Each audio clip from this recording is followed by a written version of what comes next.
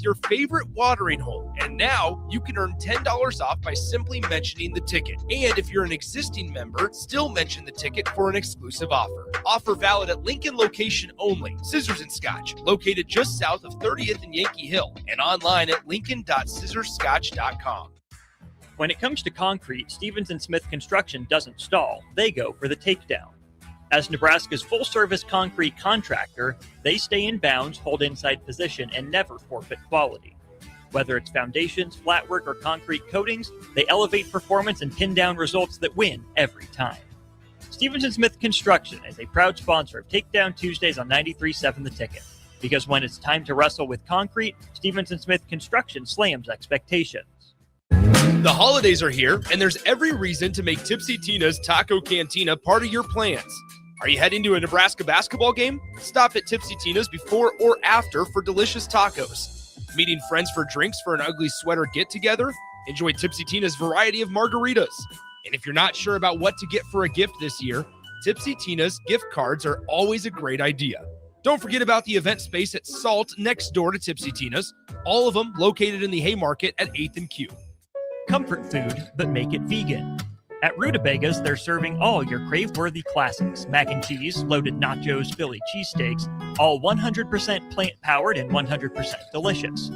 Catch them at their cozy spot at 70th and Vine, or find their food truck rolling through the streets of Lincoln. So whether you're vegan, veg-curious, or just hungry for comfort food with a twist, Rutabagas has a plate waiting for you.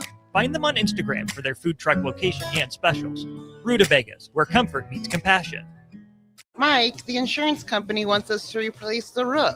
Wait, what? I thought everything was fine. Yeah, it says right here our roof is too old and they won't be able to cover us anymore. I guess it is 15 years old. Hi, I'm Austin with Roofing Service Company. We help homeowners with their roofing and siding projects. Financing options are available, and we can get you under a new roof no time at all. If this sounds like you, visit roofingservicecompany.com. That is roofingservicecompany.com. Coming at you live from the heart of Lincoln, America. This is Old School, sponsored by the Mercado by Certified Piedmontese. Nebraska Football Hall of Famer Jay Foreman and Austin Orman. Old School with Foreman and Orman on 93.7 The Ticket and theticketfm.com. This thing on? Is it working? Okay, we're good. It's been a while. What's up, everyone? Most importantly, what's up, Jay Foreman? Hey, long time no man. see. Your brother said, "Is it on?" Yeah, you live on stage, Jack. You know you got hot mic. Yeah. Welcome back, Austin. Thank you. Congratulations. Appreciate it. Glad Good to be you here. made it. Glad you're back. Old School is back in full effect on this hump day, on this Wednesday. Who is the best fill-in? The best feeling? Mm-hmm. I don't know. Does Probably, it not rhyme with sick Naynert? No. No, didn't think so. No. Kinda figured. Nick was there in physicalness. He wasn't there. His mind wasn't right. Last time Nick's mind was right was Better the two is all right. New Nick. But yeah, he from Pius though.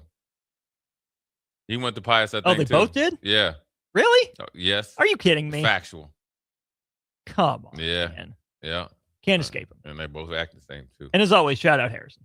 Yeah, Harrison was all good. Mr. Substitute teacher. Yeah, Harrison was pulling some graveyard hours, boy. As he does. We appreciate he's him. always on time too. 6785, about time you came into work. Did you have a kid or something? Yeesh. Yeah, funny enough.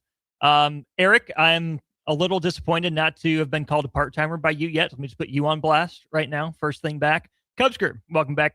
Congratulations on the birth of the kiddo. Really appreciate it. Yeah, no, mom, baby are doing great. Was observing in the background. Was not chiming in, was not sounding off. Sure, your ears rejoiced, but sorry.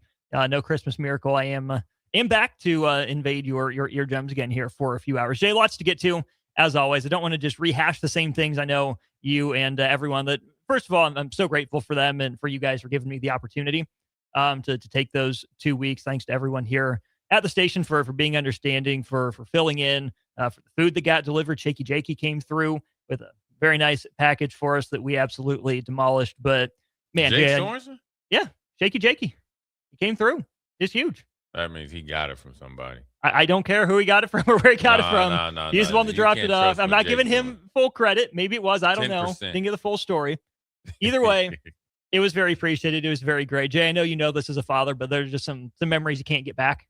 You know, it was an opportunity that I had 2 weeks at home with mom, with baby, and with Beckett. He helped me scoop the snow a couple times. We had a blast. Went down to the park in his sled, walks, and just seeing him grow up for a couple weeks. I mean, those are legitimately memories that couldn't have had any other way. So from the bottom of my heart, Christmas really came early. So everyone at the ticket, everyone that filled in on Old School, and you, my co-host, I appreciate it from the bottom of my heart. Oh yeah, man. I'm happy for you, man. I mean, obviously, I'm way a little bit longer in that path of fatherhood, and it's always special, man. Especially when you get to be able to be supported by your peers. So I'm happy for you, dude. I'm happy that you still got some energy.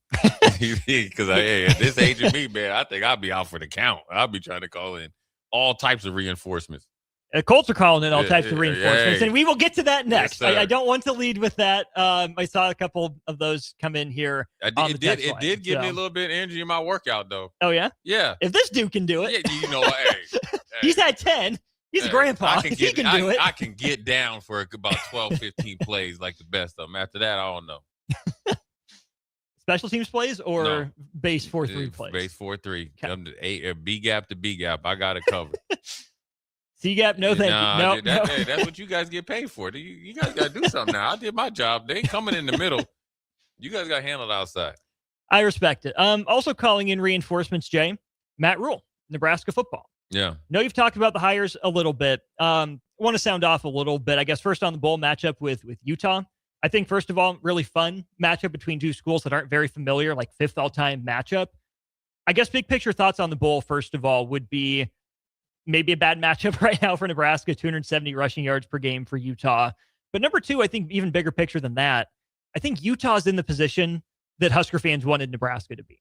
Knocking on the door of the playoff, 1 or 2 losses. Man, it kept us out. And then, happy to be going to a bowl again, but maybe disappointed in facing maybe a little overmatched team where Nebraska would be the favorite going in. I just think if Nebraska would have been in Utah's position entering this game, would have been a much different tenor than the one we have right now. Yeah. I mean, they've built a pretty good program out there in Utah, and obviously Nebraska striving to be at or above, teams like Utah, BYU, and all that stuff. And so even though you're getting ready to compete against them, you can learn, from that competition, pick up on some things that possibly they like to do. They'll be tough. I know they have 2 potential first round picks at offensive tackle that might opt out and not play. That'd be great for Nebraska, but I think overall their team is pretty good. They got 2 good quarterbacks, hell of a running game. They got more than capable receivers. They got 2 tight ends. One's a freshman and one's a senior. Both of them are essentially just look like Kincaid. One looks like Kincaid as a freshman. The other one looks like Kincaid when he was a senior. And their defense has they're aggressive. So it's going to be a good battle. It's a great opportunity for Nebraska. Number one, you can go and beat a team like Utah. Well run, well coached, and very competitive team. Whittingham's a guy that's been on my list for Nebraska to take a look at some of the previous head coach openings. Kind of admired the way he's run a program for, obviously not now, but 5-10 years ago. Well, he was still one of my short list guys. Even as a guy that you want, or a university would want for 4 or 5 years, he could do it. He still has a lot of energy, but he's he played at BYU, he's coaching at Utah. But then also, they're ranked number 15. So it's a chance to, beat a ranked team and go into the offseason with true positive vibes, like last year. But I think if they beat Utah this year, I think that it's more positive because I think Utah is significantly better than Boston College, even without the 2 tackles.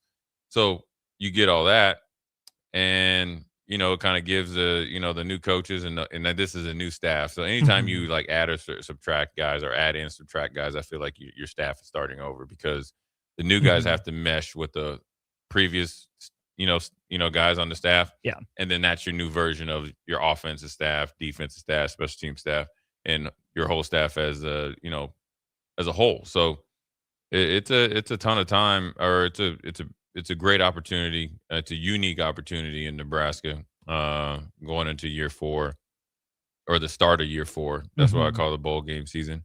and how they approach it both individually and collectively is going to, tell you a lot. You mentioned year 4. Donovan Raiola got 4 years at Nebraska before he was let go.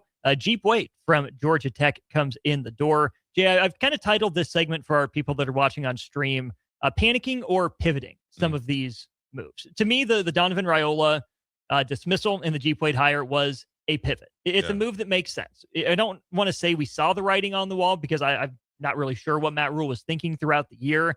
But I do think the move makes sense. I think really because you have 4 years, you can really look at it as who did he develop? Yeah. Who got better? I'll give Donovan Raiola some credit for Justin Evans. A little bit undersized, started at guard, moved into center after different people left, and has played. He's been fine. Hasn't been the issue on Nebraska's line. I'll give him half credit for Henry Lutovsky. Yeah. I will, right? This guy that wasn't really playing, then kind of burst on the scene when he moved inside to guard, got his chance, and then, played pretty well. Yeah. Other than that, it seems like the guys that Donovan Raiola had in his room were already pretty much finished products that he couldn't squeeze much more juice out of, or some relatively highly touted guys that haven't seen the field yet. Yeah. So I could have seen the argument for Nebraska keeping him, but I also think it makes sense to maybe pivot at this time. Yeah, it's an opportunity he had to take, right? Yeah. If you the 4 years, if you just take out the last Frost year, just because that was counts but doesn't. You're just there, right? And so you had a lot of holdovers that you had to try to get better and more consistent. And for his argument's sake, you can't deny that he got more out of Bryce Benhart and them dudes than anybody else. That's by factual, far, right? Mm-hmm. It got to the point that where we were like surprised when he jumped off sides. Right now, coinciding with that, it was his idea to kick Henry in there to settle down Bryce. Mm-hmm. So that's 2 for 1. And then you put Justin in there. And obviously he had Ben Scott in there before, who was he was a good player. That was his guy out of the portal. Right. Worth every penny for 2 years. And then you had the rest of were holdovers. And so, it's kind of weird, man. It's like, you got to take over the job at Nebraska when he had to, and you got penalized for previous. So you're judged, you're thrown in there with previous, because here's what people don't understand. This is what the fans don't understand.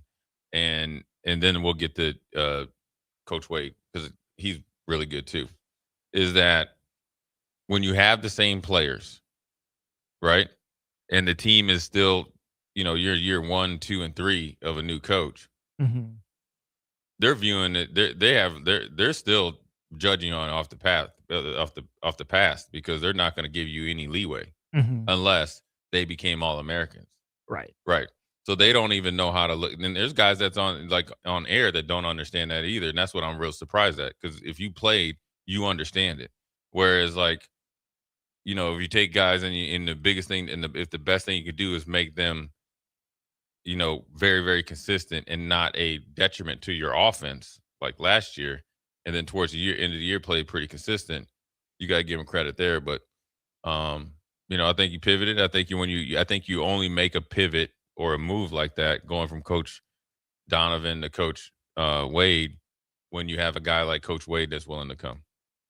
It's a guy that Matt Rule said he knew of, but never really got a chance to directly work with. Plenty of ties back to Nebraska's staff. You see 9 sacks allowed the last 2 years. Some of that, Jay, though, a byproduct of having a mobile quarterback and a guy like Haynes King, who was about as gritty as they come when it comes to that quarterback position. Maybe an underrated arm just because his legs get so much of the focus. Yeah, he was. I mean, it's a problem. I mean, they burst on the scene, obviously, against Florida State, and they beat them up pretty physically. And then, obviously, they were in the last 2 years, they've been able to go toe-to-toe with Georgia. But I think Georgia obviously had, they're a better overall team, right?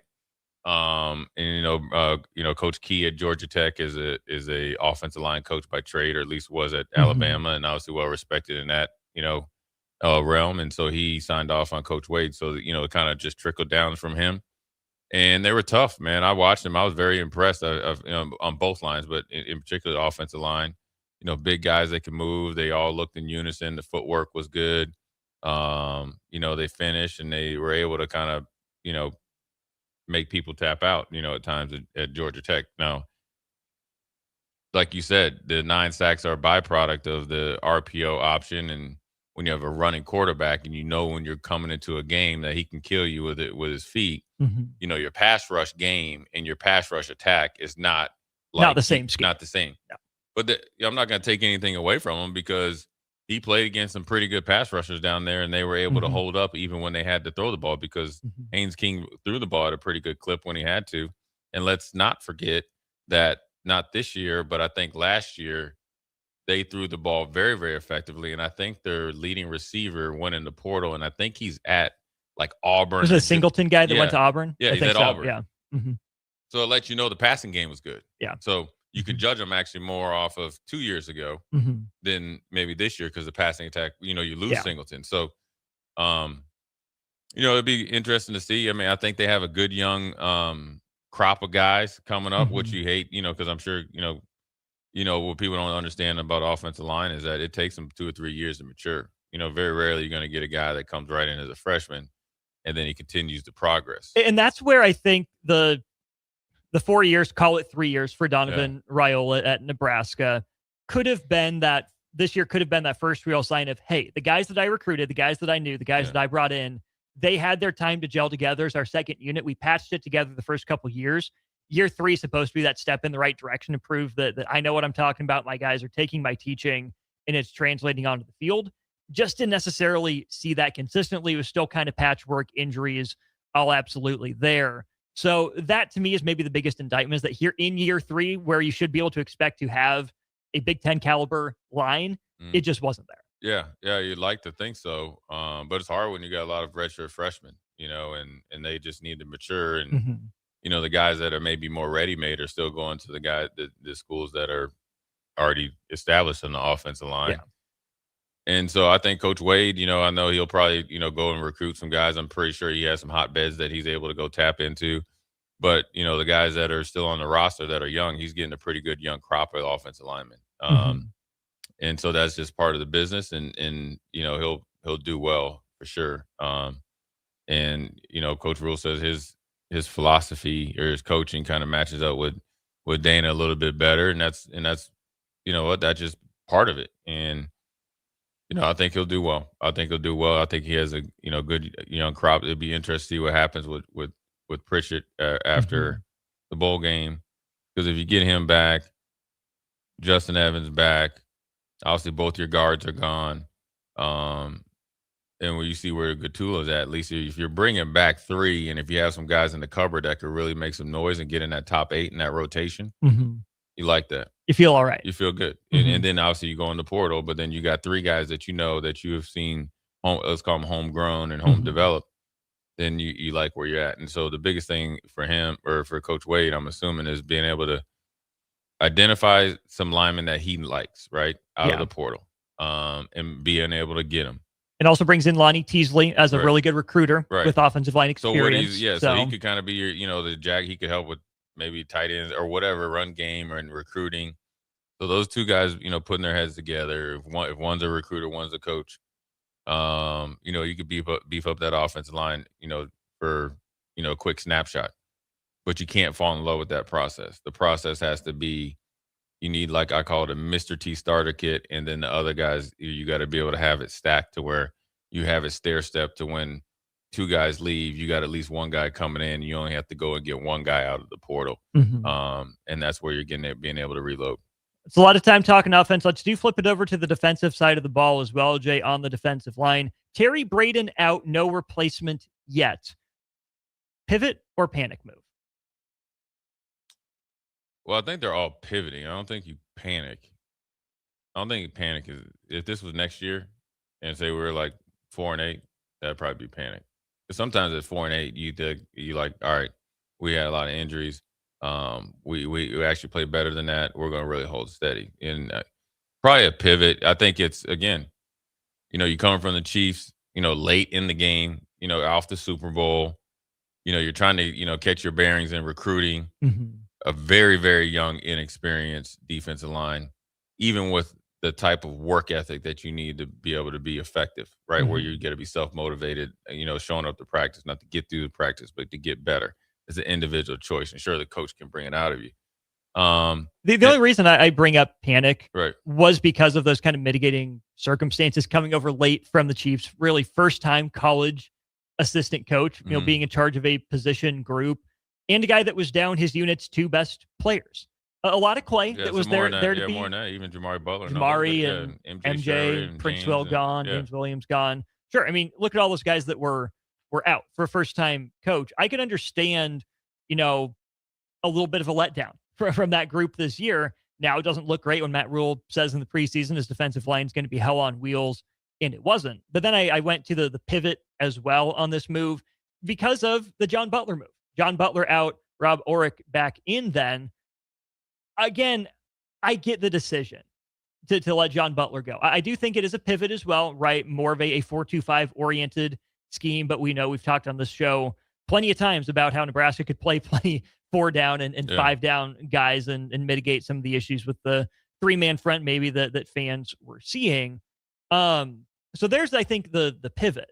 But where I think some of the panic was from fans is that, again, this is essentially a first-time play caller. Sure, he had a year and change calling plays before John Butler did, down that many important pieces up front. It looked really bad the last 2 games. A Penn State team that you could have knocked out of bowl eligibility essentially for good, you go and essentially no show. Oh, it's going to be tough. They're plenty talented, but you didn't show. And then you know what I was going to do. And you're powerless to stop it. Some of that is, okay, year 1 in a new scheme, a new guy, really a first-time coordinator. So I do want to give him, a little bit of the benefit of the doubt that, hey, maybe it would have been better next year. But I can understand Matt Rule saying, well, you know what? It didn't work. It doesn't look like you have the answers we thought you did. We got to move on, which to me makes the decision to move on from Tony White or to encourage him to go somewhere, whatever that was behind the scenes. Either way, you moved on from Tony White in some capacity for this. And you're now admitting 1 year later, it's a mistake. You don't want to keep with it, right? Sunk cost fallacy is a real thing. You can't just stick with it because you already paid for it and you committed to it. You got to make the move when the time is right to make the move. I see both sides. I think it's probably the right thing to do. But man, this is more of an indictment to me on last offseason than anything else. Yeah, I mean, it's, you don't hire a coach not thinking, or you don't hire a coach thinking, oh, this isn't going to work. And, I'm going to be hiring, a coach next year.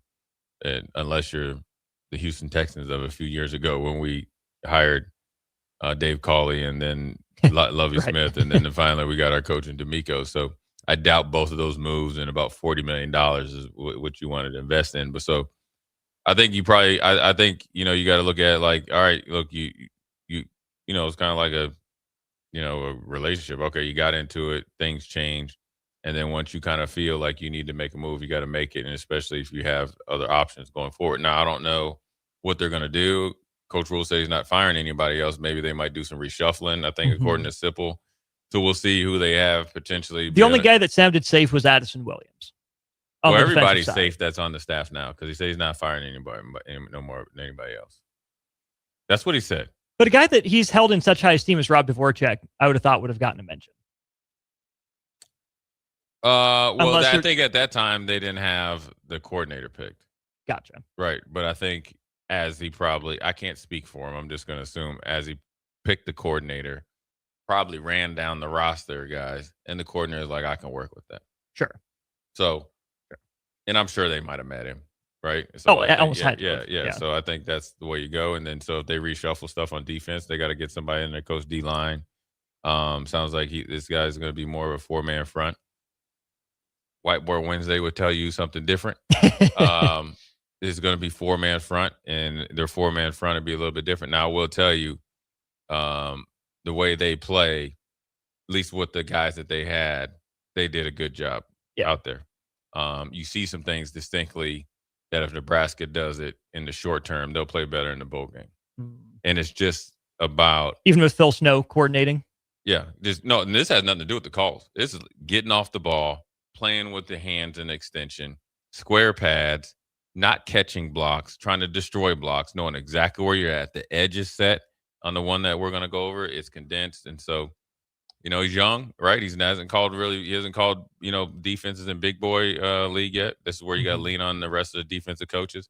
But they, I think his personality, and if he puts a lot of work in, I think he'll be just fine. I don't think the pressure, I don't think playing in the Big Ten will affect the way you call. I don't think it'll affect him. Right? Because that was maybe the final nail for John Butler. I don't think it'll affect him because he doesn't know any better. Right? And he's been here and he's played, he played at Minnesota Duluth. Mm-hmm. Got a little edge to him. Do you like Duluth, the town? It's all right. It's all right. Yeah, I'd drop 30 points up there before. Went home real quick. Got me a nice Big Mac and an extra cheeseburger for my play. A 30-piece nugget up there. Yeah, Jamal had the 20-piece nugget. Ah, My dad was hyped though. I think we were bumping it, but so he played. He's kind of worked his way up. He's at Idaho and all that. I think this is a great opportunity for him. I mean, it's going to be a learning experience for him. I think he's young enough, got energy enough, and I think the way that he's going to want his defense to play, if they just play with better fundamentals, that brings that the misses in. Mm-hmm. You get what I'm saying? Yeah. And then that's a different ball game to call defensive plays when those things are taken care of. When you know what your guys are going to do, where they're going to be, when they're going to be. You got to be clear with it. He was a linebacker himself. You like that? Well, I like it because you're right in the middle, so you have to be respectful and honest and aware of what happens in front of you, and you definitely got to respect and be honest and be helpful with what happens behind you. So the way that he's going to call plays, everybody's going to be able to eat. You get what I'm saying? Yeah. So it's a big jump for him. Obviously, he was impressive when he talked to Coach Rule, and he's got to. This is a once in a lifetime opportunity, man. Yeah. So hopefully he knocks it out. GBR Captain chiming in on YouTube. Appreciate it. B24 says Jay out here looking like Jack Frost. It did get cold. Monday was great. Took a walk around to. It's been cold, man. I was like, listen, man. Listen, yesterday. you guys can go out there and go out here in shorts today. That's fine. That's a personal choice. I support that. I'm gonna be nice and toasty. I am right there with you. Yeah. You mentioned at the start of the show, Phillip Rivers. He's back. He's back. I got to sound off on this. One of the best trash talkers of all time is back. I love it. Hey, Ron. Yeah. Don't roll your eyes at me, Ron. Yeah. Uncle Phil, he's home for the holidays. We'll talk about it. You're listening to Old School with Jay Foreman and Austin Orman. Download the mobile app and listen wherever you are on 93.7 The Ticket and theticketfm.com. If one of the things running through your mind as a business owner is the recurring worry of possible cyber attacks, you can let out a sigh of relief. Hamilton Business Technologies has you covered. As the official business IT partner of the Huskers, we offer real-time threat monitoring, advanced security protocols, and more to keep your data safe from harm. We care about the success of Nebraska businesses and communities like yours. Learn how we can help you at hamiltonisbusiness.com. Comfort food, but make it vegan. At Rutabagas, they're serving all your crave-worthy classics. Mac and cheese, loaded nachos, Philly cheesesteaks, all 100% plant-powered and 100% delicious. Catch them at their cozy spot at 70th and Vine, or find their food truck rolling through the streets of Lincoln. So whether you're vegan, veg curious, or just hungry for comfort food with a twist, Rutabagas has a plate waiting for you.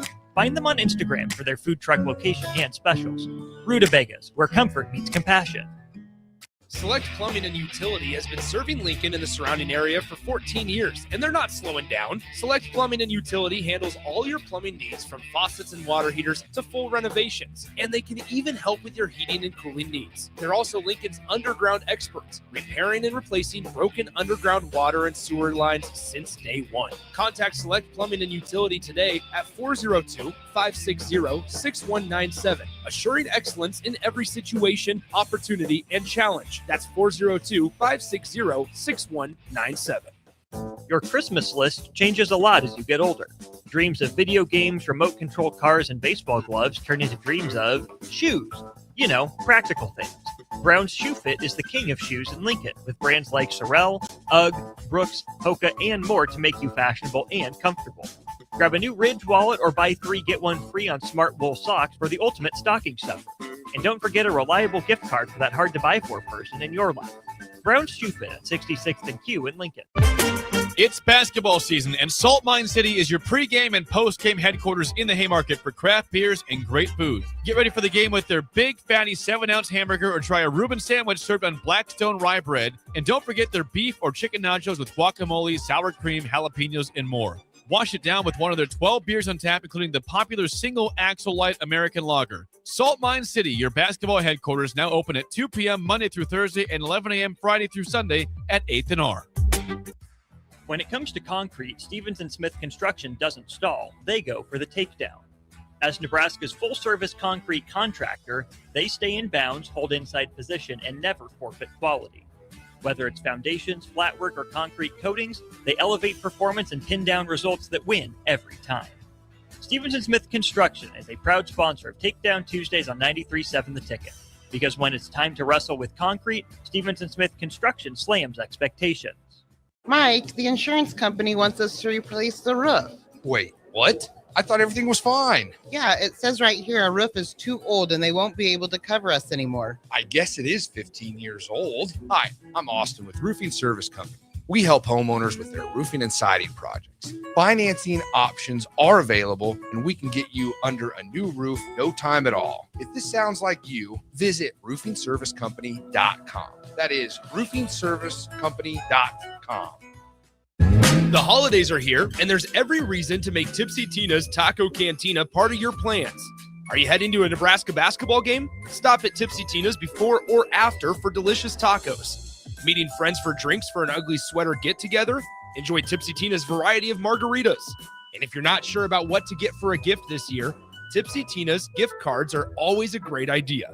Don't forget about the event space at Salt next door to Tipsy Tina's, all of them located in the Haymarket at 8th and Q. Empire Netting and Fence delivers top-quality netting and fence solutions. From major sports venues to backyard installs and everything in between, coast to coast. We take on tough jobs with grit, integrity, and a strong commitment to safety. Empire is growing, and we're hiring motivated people ready to grow with us. We build each other up, and we're building something big. Think you've got what it takes? Apply now at empire-fence.com. That's empire-fence.com. Back to Old School with Foreman and Orman on 93.7 The Ticket and theticketfm.com. That's right. Welcome back into Old School. Austin Norman and Jay Foreman here. And Jay, I did neglect. I'm out of practice. I'm rusty. I apologize. Eric says this is grilling weather. If you are going to grill, Jay, where are you going to get the goods? I'm going to get it at the Mercado. Certified Piedmontese, special ingredients, a butcher shop, four locations, 3 in Lincoln, 1 in Omaha, 84th and Havelock, 30th and Yankee Hill, 85th and Andermatt / Old Cheney, and 168th and Maple up there in the O. The place to go. Yeah, I got a text here that said my hair is wild. You got to put the person on blast or not? No, it's all good. Okay. Yeah. Let's talk some Phillip Rivers then. Man. His hair is almost as gray as yours. He doesn't have any left coaching high school football. And coming back to the Colts, potentially. I mean, he's on the practice squad. And today at the press conference, Shane Steichen did absolutely nothing to shut down the idea that Phillip Rivers could be starting for the Indianapolis Colts. Riley Leonard was a full participant in practice today. The reason this came to fruition, of course, was because Leonard had some tightness and funny feelings in his knee after his mop-up duty against Jacksonville. But Jay, let's just start with your initial reaction when you heard the Colts had reached out to Phillip Rivers. I was like, dang. Well, first of all, I always thought that Phillip Rivers retired way too early. Dude, he was phenomenal for the Colts. 24 tutties, 11 picks, yeah. And still their most recent playoff appearance. Yeah, so I would have liked to see him. I like Phillip Rivers. I think he just a dog. But, I mean, I was like, man, this dude been out the league 4 or 5 years. You that desperate. That's an indictment on every quarterback walking the face of the earth right now. Is it? Oh, yeah. Every backup quarterback is letting you know. Someone put out a really good tweet about that I bookmarked to bring up here, too. The Phillip Rivers stuff is so dark for the sport of football. The NFL and college football have so neglected quarterback development while defensive coverages and schemes have evolved that a fat grandpa is a better option than any team's QB3. If his body is even close up to speed, I agree with the Colts that it's probably the right football move, and I hate that the average young quarterback looks at a 2025 NFL defense and has no clue what they're seeing. It's 1,000% factual. I've said this, and I keep saying it. But teams keep, just going, coin flip and drafting these quarterbacks, knowing dang well they ain't going to be any good, and especially after their first year, because the second year is really when they really get your weaknesses. And you spend all off season on Instagram and TikTok, and everybody's devising schemes to stop you in the NFL. And so Phillip Rivers, I think what really happened, I think J.J. Watt tweeted about it, that him and Shane Steichen are pretty good friends. He runs the Colts offense, so they talk at least once a week. Yeah, they were together for 6 years in San Diego. Yeah, so they're, he's familiar with it. I mean, he picking up the playbook and knowing what he's going to do. The best is the funniest thing they were asking about moving around. He said, "Look, let's be honest. Even back before I retired, when I walked off the field, I couldn't run nobody. I ain't doing that. So he knows what the deal is. Oh yeah, yeah. He's But now they got that running game going. An offensive line that's been pretty good. A couple shaky moments here and there, but generally solid. And they're going to uptick it, and he's going to come in and he's going to command the huddle. I hope he gets to start. I can't wait to watch him, man.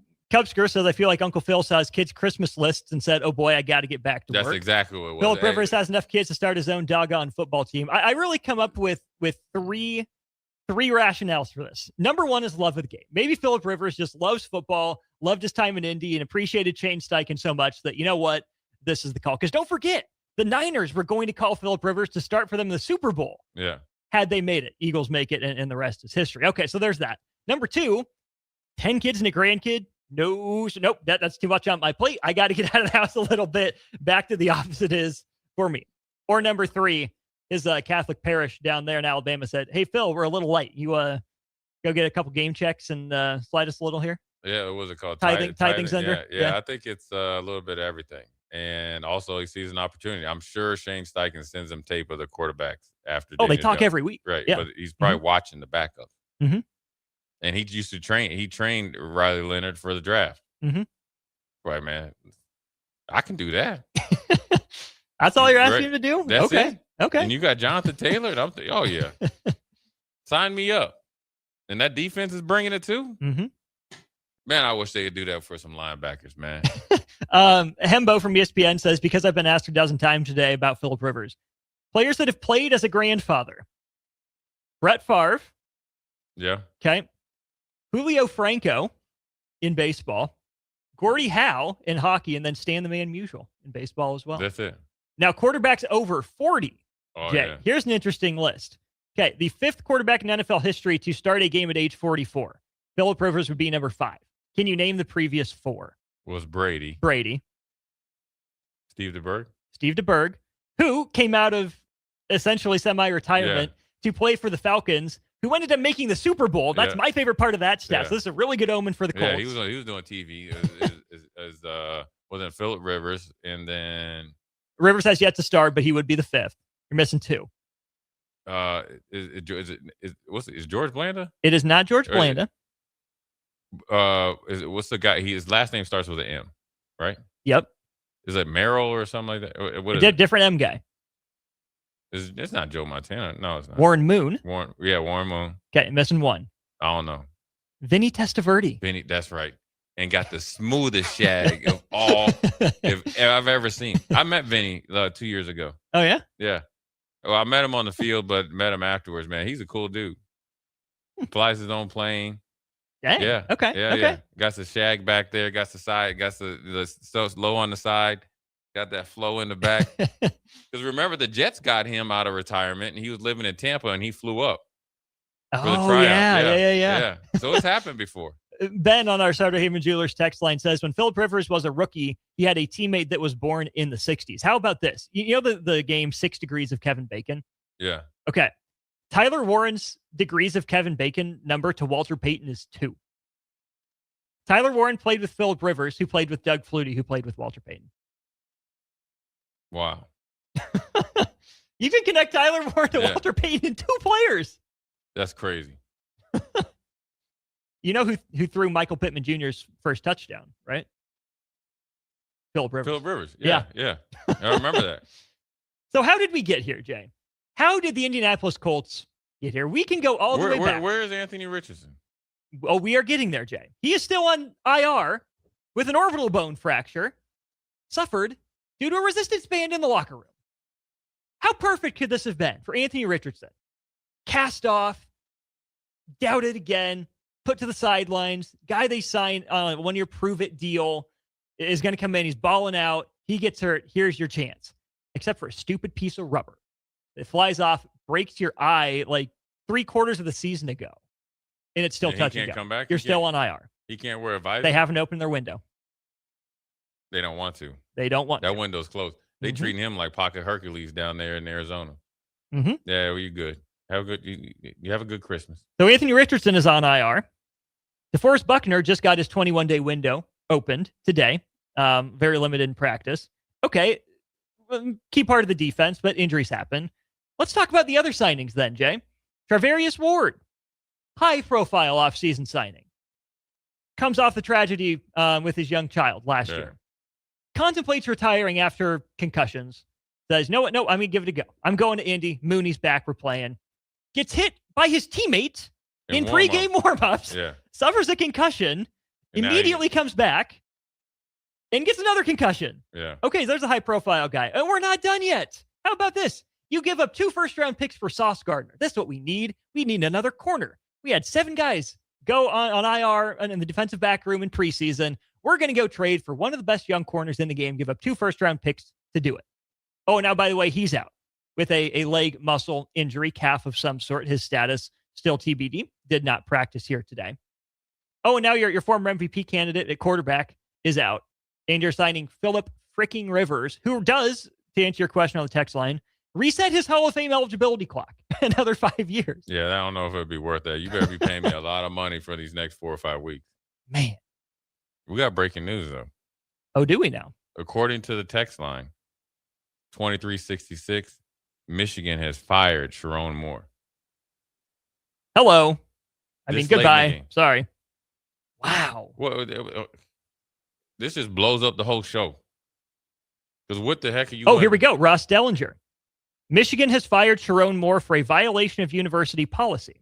The dismissal is for cause, a university investigation and I know uncovered what off-the-field transgression. I know what the cause is, too. You didn't win enough games. No, it was not. He was doing too much. Too much dip on the chip? Yeah, dip on the chips. Chips. I was listening to, after they lost to Ohio State, they were talking about, you know how they have the local guys, and he was talking about the university. It was kind of like a Title IX, but it just really morphed into for cause. There's some outside the office activities. So he got some heat when he gets on to the crib. Oh no, Sharon. That's a long ride home. No. Oh So, no. We can't be doing Couldn't that. happen to a better dude. Listen, I saw him down at Big Ten Media Days. Mhm. Remember? Oh, strutting his stuff. He's a former offensive lineman with skinny jeans on, Mhm. no socks, and penny loafers. Sharon, you're not true to yourself. We'll go to break. Let's talk more about this to wrap up hour 1. Watch Old School live on Facebook, YouTube, or Twitch. Old School with Foreman and Orman on 93.7 The Ticket and theticketfm.com. 93.7 The Ticket. Fox KFXL weather. Sponsored by John Henry's Plumbing, Heating, and Air Conditioning. Your Lincoln forecast for today, we'll see increasing clouds throughout the day. It'll be windy. An afternoon high around 40. Tonight, a slight chance of snow. Otherwise, mainly cloudy skies, a low around 25. And tomorrow, we'll see partly sunny skies and light winds. An afternoon high near 50. I'm meteorologist Kyle Fletcher for 93.7 The Ticket and theticketfm.com. Did you know that deer collisions are covered under the comprehensive portion of your car insurance? That means, like with hail damage or vandalism, since they are out of your control, they don't usually raise your insurance rates. And that's a good thing, since most deer don't carry liability insurance. At Eustace Body Shop, we fixed all kinds of animal collision damage, from cows to raccoons, bobcats, and even turkeys. We can't do much for the animal, but we can get your car back on all fours and looking like new again. The most recommended Eustace Body Shop. That's who we are. Mike, the insurance company wants us to replace the roof. Wait, what? I thought everything was fine. Yeah, it says right here our roof is too old and they won't be able to cover us anymore. I guess it is 15 years old. Hi, I'm Austin with Roofing Service Company. We help homeowners with their roofing and siding projects. Financing options are available, and we can get you under a new roof no time at all. If this sounds like you, visit roofingservicecompany.com. That is roofingservicecompany.com. Your Christmas list changes a lot as you get older. Dreams of video games, remote-controlled cars, and baseball gloves turn into dreams of shoes. You know, practical things. Brown's Shoe Fit is the king of shoes in Lincoln, with brands like Sorel, UGG, Brooks, Hoka, and more to make you fashionable and comfortable. Grab a new Ridge wallet or buy 3 get 1 free on Smart Wool socks for the ultimate stocking stuffer. And don't forget a reliable gift card for that hard-to-buy-for person in your life. Brown's Shoe Fit at 66th and Q in Lincoln. This is Bill Mitchner, Executive Director of Lincoln Lighthouse.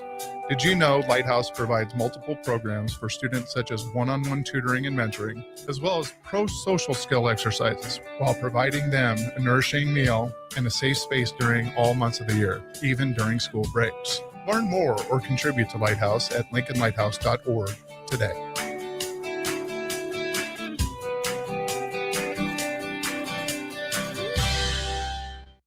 The top-ranked Nebraska volleyball team is trying to play its way to the Final Four in Kansas City. Make your plans now to cheer on the Huskers with a VIP travel experience from Sports Trip and the Nebraska Alumni Association. Travel round trip from Lincoln in a luxury motor coach with free parking, plus an overnight stay at the beautiful Hotel Indigo in Kansas City. See details and register at HuskerAlumniTrip.com. Hurry, spots are limited. Register now at HuskerAlumniTrip.com. Winter is just around the corner. Is your vehicle ready? Don't get left out in the cold. At A1 Automotive, we prep your car for whatever winter throws your way here in Nebraska. For battery checks, brake inspections, tires, heaters, whatever your car needs to keep you and your family safe on the road, we've got you covered. A1 Automotive, always honest answers. Are you tired of your usual barbershop experience? Stop into Scissors and Scotch today. I know what you're thinking. Drink during a haircut? Don't worry. First comes the precision cut from one of their experienced barbers, followed by your complimentary cocktail in their upscale lounge. Scissors and Scotch blends your old school barber feel with your favorite watering hole. And now you can earn $10 off by simply mentioning the ticket. And if you're an existing member, still mention the ticket for an exclusive offer. Offer valid at Lincoln location only. Scissors and Scotch, located just south of 30th and Yankee Hill, and online at lincoln.scissorscotch.com. Leaves are falling and temperatures are cooling down, but don't put your golf clubs away. Double Eagle Golf makes golf leagues and events possible year-round. Winter leagues begin on December 1st and are open for registration. Check out their deals on monthly memberships and schedule your Husker Watch parties, birthday or bachelor parties, corporate or team outings, or just a good old Saturday with the boys. That's all at Double Eagle Golf inside the Kinetic Sports Complex on West O Street. Book a tee time today or learn more at doubleeagle.golf. Back to Old School with Foreman and Orman on 93.7 The Ticket and theticketfm.com.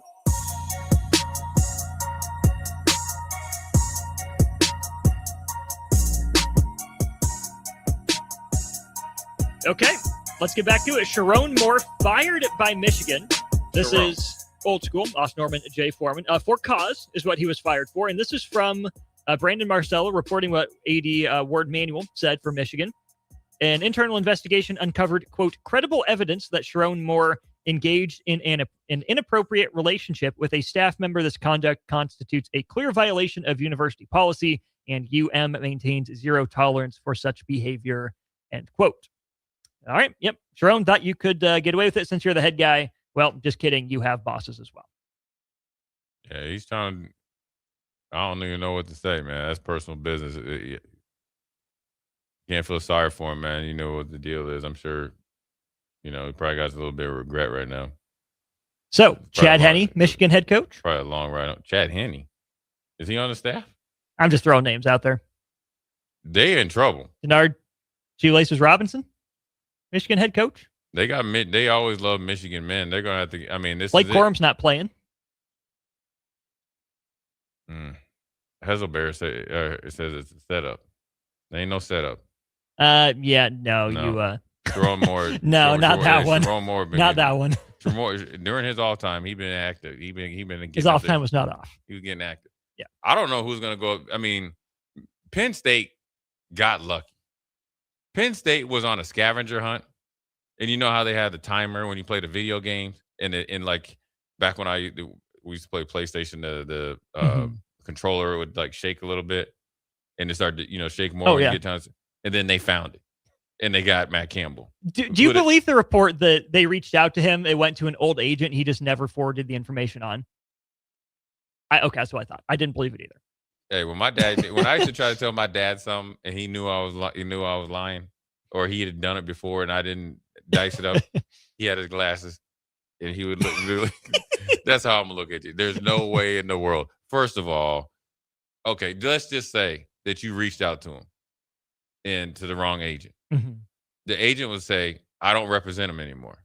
Or let me guess, the agent isn't in business anymore. Well, you would find out that way.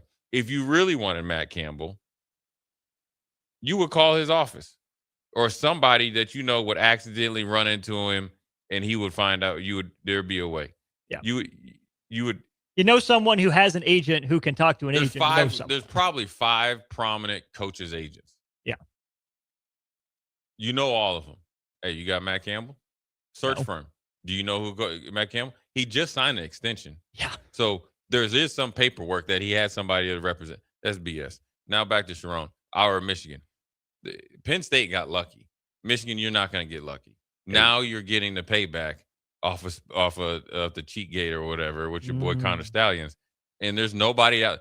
Now, Penn State had slim pickings and finally got back to the coach that they probably should have tried to hire in the first place. Michigan they're a little low on funds, number one. They're holding out against getting more funds as well. They killed that. Who are you going to hire next year or right now? Who? Is this a Clark Lee job?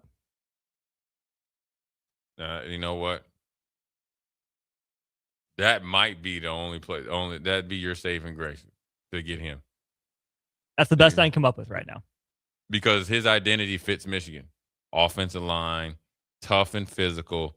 You could say, hey, look, dude, you've taken, Vanderbilt to a whole nother stratosphere. You probably have maybe a coach in waiting that you can leave behind so you can have your legacy. And then you can take majority of your staff up there and restart up there. He fits it. He looks like a Michigan. He's a tough dude. 0970 Biff. Biff Poggi? Biff Poggi. We seen him. He can coach, though. Yeah. Yeah, he can coach. So Tom Brady? Sell a stake in the Raiders? And be the head coach? He could be the GM. He could. Apparently, he's not doing much for the Raiders. No, he's the owner. Yeah. They try to blame every mistake on him, but it's not happening. Teflon Tom. Urban Meyer would never go to Michigan. Oh, can you imagine? Can you imagine? Dude, he's already hated right now. If he went to Michigan, I mean, but if there's somebody I can see him doing it. I like him, or maybe was it Brent Key from Georgia Tech? Interesting. I think if you go up to Michigan, you got to be able to build across the offensive line. Both of them have done it. Yeah. That's the main reason I say those two. Do you think Michigan might just take an interim guy? Yeah, you got Biff right there to get you through the bowl game. I'm saying like for next year. Can you afford a gap year to? You could do that with Biff. You could convince him. He likes his ice cream. I think you could do that with Biff.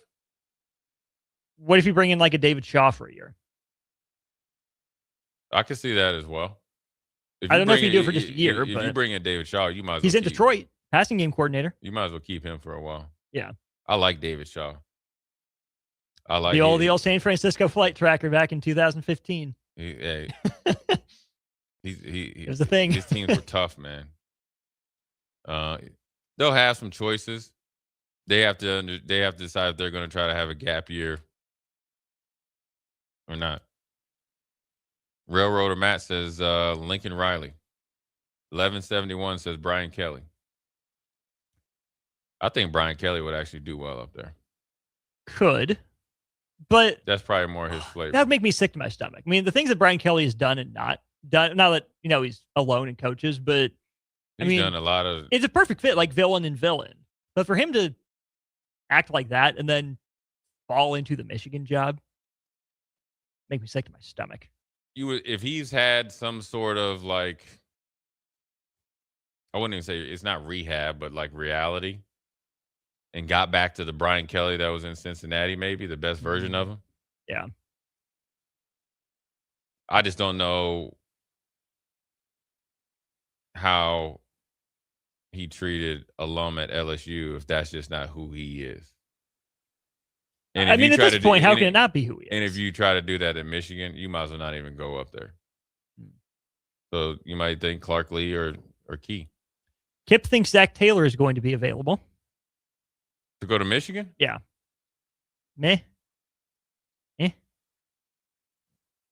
I don't think it fits. I agree. I think he's a good coach though. Bryce Underwood, Michigan starting quarterback next year? No. I'll be in that portal like a mug. I'll be winning. Even with that money? You can go get that. I'll be in the portal. I'm not leaving my check now. Technically, he can't enter until they hire the new coach. Got 15 days after they hire the new coach. Yeah, I know, but my uncle can call around and see what's popping. I mean, I wouldn't mess up my check because he wasn't getting $2.5 million a year. Yeah. Well, I need $3 million. This dude said Mike Tomlin. PJ Fleck? Mike Tomlin. Why would Mike Tomlin? No. I don't hate PJ Fleck. No. Tomlin's not doing that. PJ Fleck is. No. No. Fleck's more believable. I still think if Michigan wants to make a splash as much as they can, they go get Lee. I think you get Clark Lee. Yeah. Or Key. How bad does James Franklin wish he didn't go to Virginia Tech? No. I mean, that's a great fit for him. They need him. He needs them. It is a you great can't fit. You can't sit back and assume that Michigan's going to come open. I mean, he waited long enough for Florida State. That's when he must have really wanted. That didn't happen. Virginia Tech's going to be good for him. Gotta be a little remorse, though. Is there, though? I mean, after all the time Michigan beat Penn State. This guy. Dude, but, hey, you building that Virginia Tech, you coming fully loaded from Michigan. Dan Mullen from Jacob, no. B24, Jimbo, no. I'm not seeing Jimbo in Michigan. I do not believe that for a second. That wouldn't fit. PJ Fleck long before either of those. How about Jonathan Smith? Might still be in town. You might try to get Harbaugh back. Well, what would Jim Harbaugh have to do in the NFL to make him run back to college with the show cause that he has? How bad would it have to be for Jim Harbaugh? Yeah, I don't know. Someone did throw out John Gruden.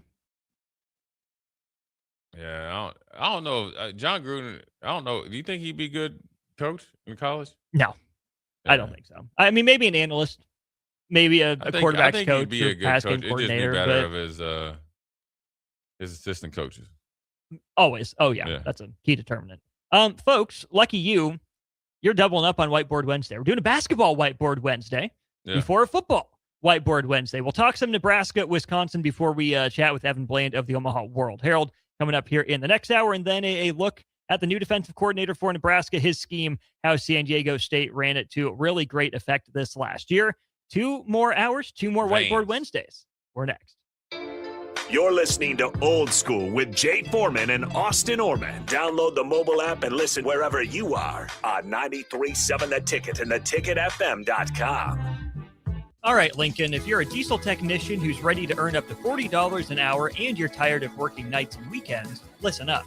Inland Truck Parts and Service is hiring experienced diesel technicians right here in Lincoln, and they're offering what every hardworking tech wants. Monday through Friday hours, no nights, no weekends, and paid training on advanced diesel technology. With 37 locations across 12 states, career advancement opportunities are endless. Start building towards your future and apply today at inlandtruck.com. That's inlandtruck.com. Or text APPLY to 785-369-1320.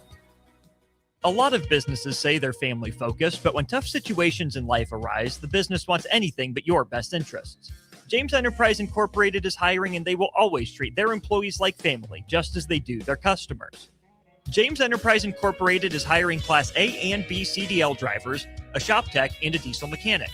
If you're looking for a career with a company that goes above and beyond to value you and your family, apply today at jamesenterpriseinc.com or call 402-432-6740. The top-ranked Nebraska volleyball team is trying to play its way to the Final Four in Kansas City. Make your plans now to cheer on the Huskers with a VIP travel experience from Sports Trip and the Nebraska Alumni Association. Travel round trip from Lincoln in a luxury motor coach with free parking, plus an overnight stay at the beautiful Hotel Indigo in Kansas City. See details and register at HuskerAlumniTrip.com. Hurry, spots are limited. Register now at HuskerAlumniTrip.com. Leaves are falling and temperatures are cooling down, but don't put your golf clubs away. Double Eagle Golf makes golf leagues and events possible year-round. Winter leagues begin on December 1st and are open for registration. Check out their deals on monthly memberships and schedule your Husker Watch parties, birthday or bachelor parties, corporate or team outings, or just a good old Saturday with the boys. That's all at Double Eagle Golf inside the Kinetic Sports Complex on West O Street. Book a tee time today or learn more at doubleeagle.golf. Load up on meat and more this spring at the Mercado by Certified Piedmontese with great selections of T-bones, tomahawks, ribeyes, filet mignon, brisket, sirloin, and so much more. The Mercado has locations at 84th and Havelock, 30th and Yankee Hill, and now 85th and Old Cheney in Lincoln, where you can have $2 draft beer every Thursday night from 4 to 8 p.m. and half-price espresso drinks on Fridays from 8 a.m. to 2 p.m. Get to the Mercado today for the best meat in town. This is Lincoln's home for sports talk on the FM dial. Also online at theticketfm.com. On the internet. KNTK FM Firth, 93.7 The Ticket. Jack Russell of Farm Bureau Financial Services is here to help you protect things that are most important to you. Whether it's your home, your family, or your future, Jack Russell has the proven experience to get the job done while developing authentic relationships with you. Give Jack a call today at 402-421-9100. Again, that's 402-421-9100. Or visit one of his 2 locations in Lincoln or Seward and learn how you can excel in the complicated world of insurance. Jack Russell of Farm Bureau Financial Services, a trusted and well-respected representative since 1999. Hey, Lincoln and the surrounding area. Yin and Yang Acupuncture and Rune Wind Healing Arts is now open at 1701 South 17th Street in Suite 3G and ready to help you improve your general health. If you're experiencing pain, headaches, or any other issues, give Yin and Yang Acupuncture a call today at 402-480-1014 to schedule your appointment. For those struggling with deep tissue pain or just need an experienced massage therapist to melt the stress away, call Rune Wind Healing Arts at 402-601-9721 and schedule your appointment now. Visit Yin and Yang Acupuncture and Rune Wind Healing Arts today in Lincoln at 1701 South 17th Street in Suite 3G. Did you know that deer collisions are covered under the comprehensive portion of your car insurance? That means, like with hail damage or vandalism, since they are out of your control, they don't usually raise your insurance rates. And that's a good thing, since most deer don't carry liability insurance. At Eustace Body Shop, we fixed all kinds of animal collision damage, from cows to raccoons, bobcats, and even turkeys. We can't do much for the animal, but we can get your car back on all fours and looking like new again. The most recommended Eustace Body Shop. That's who we are. Winter is just around the corner. Is your vehicle ready? Don't get left out in the cold. At A1 Automotive, we prep your car for whatever winter throws your way here in Nebraska. For battery checks, to brake inspections, tires, heaters, whatever your car needs to keep you and your family safe on the road, we've got you covered. A1 Automotive, always honest answers.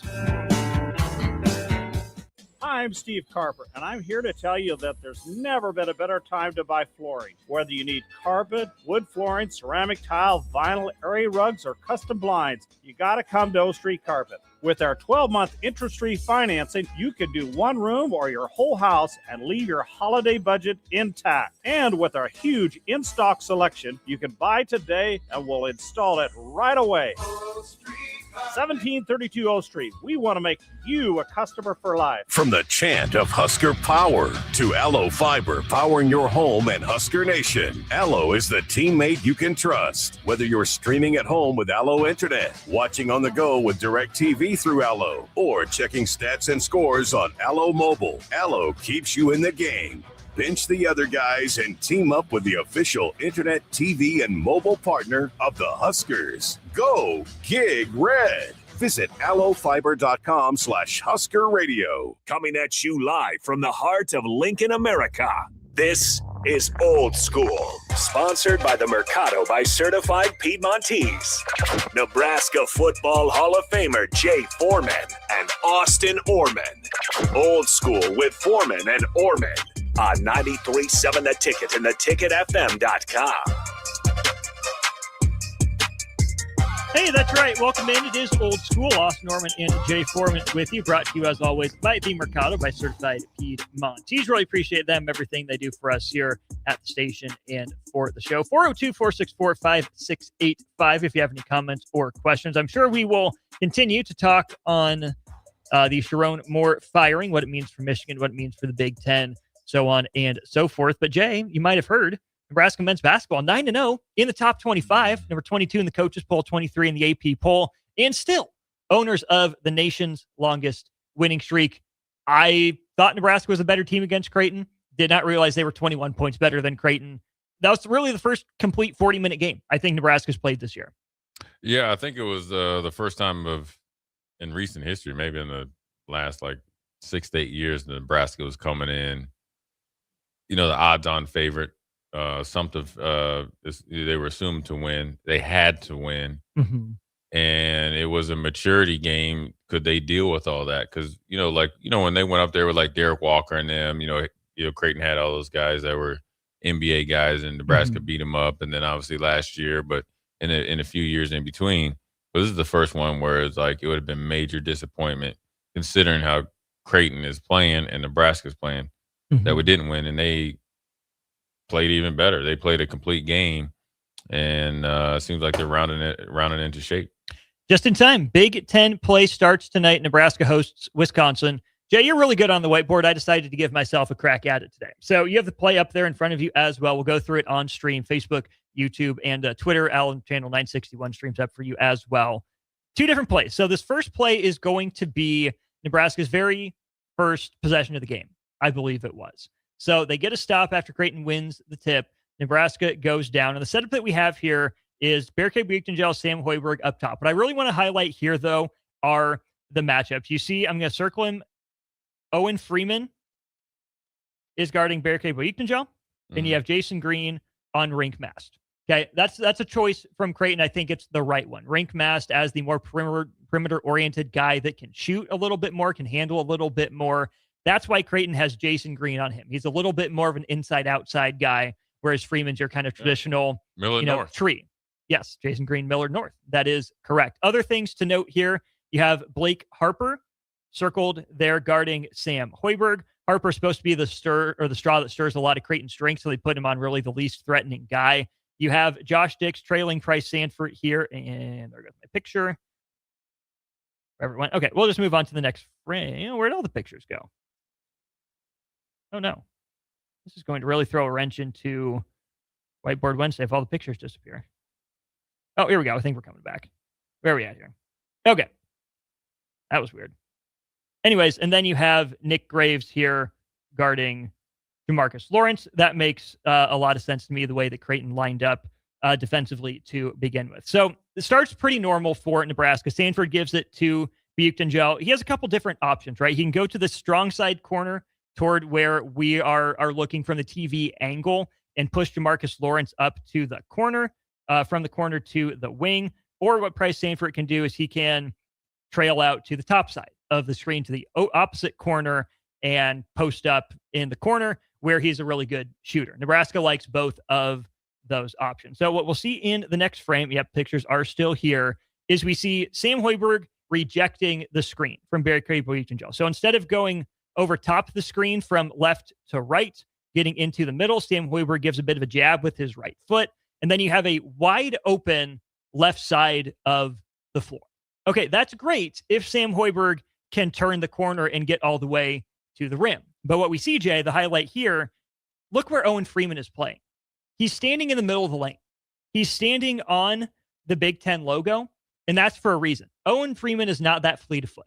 Owen Freeman needs to be positioned there to give him any chance of being a deterrent at the rim. Yeah. And no matter how quick Sam Hoiberg is off the dribble, that's going to be hard for him to beat Owen Freeman all the way to the rim, especially a guy like Sam Hoiberg, who has taken some steps as a self-creator offensively. But what you see from this, Jay, is not a lot of respect for Berke Buichtengel on the perimeter with Owen Freeman that deep. And also trusting that, hey, if Sam Hoiberg's going to be the one to go one-on-one anywhere in this area of the floor, Creighton's going to take that as a win for them. Oh, yeah, for sure. I mean, that's a super drop coverage there. Mm-hmm. So then what we see is once Sam Hoiberg puts his head down and drives, it's pretty much exactly what I was just talking about. You see that Harper was able to recover. He got back and cut him off because Owen Freeman had to move about a step and a half. He went from the Big Ten logo to halfway between the Big Ten logo the halo, right? and the restricted arc. He's not even down there. That's Blake Harper's foot. That's all the way down there. So Harper has Hoiberg cut off, leaving him really one option because Green is still tied up with Mast. There's no angle for 6 foot of Sam Hoiberg to get a pass over Josh Dix to Price Sanford, and Graves is in the passing lane there. So it leaves that easy kick out there to Barricade Boyukton-Gel, which we see this for Nebraska quite a bit, right? You get your guards with that essentially a paint touch. You didn't actually get to the red, but for all intents and purposes, it's the same thing. So then as we move on, we have to realize that this is on purpose from Creighton. That's why they have Owen Freeman here in this matchup with Barricade Boyukton-Gel. It's why they have Jason Green starting here on Rink Mast. So then as we move on here, you see that Sam Hoiberg makes the kick out to Barricade Boyukton-Gel, and that is that. Okay, first possession of the game, not a big deal. But, Jay, we know Barricade Boyukton-Gel is a sub-30% three-point shooter. Free throws are kind of hit and miss. I wanted to say this before the whole paternity leave thing happened. Didn't get a chance to talk about it. But teams are going to dare Nebraska to beat them like this. Teams are okay with Sam Hoiberg doing the handling, and they are okay with Barricade Boyukton-Gel being this open. Yeah. Nebraska has to figure out ways to where this becomes a positive play for them. So what could Nebraska do in this circumstance, right? Sam Hoiberg's over there. What they could do is what they did. Barricade Boyukton-Gel, top of the key, shooting a three.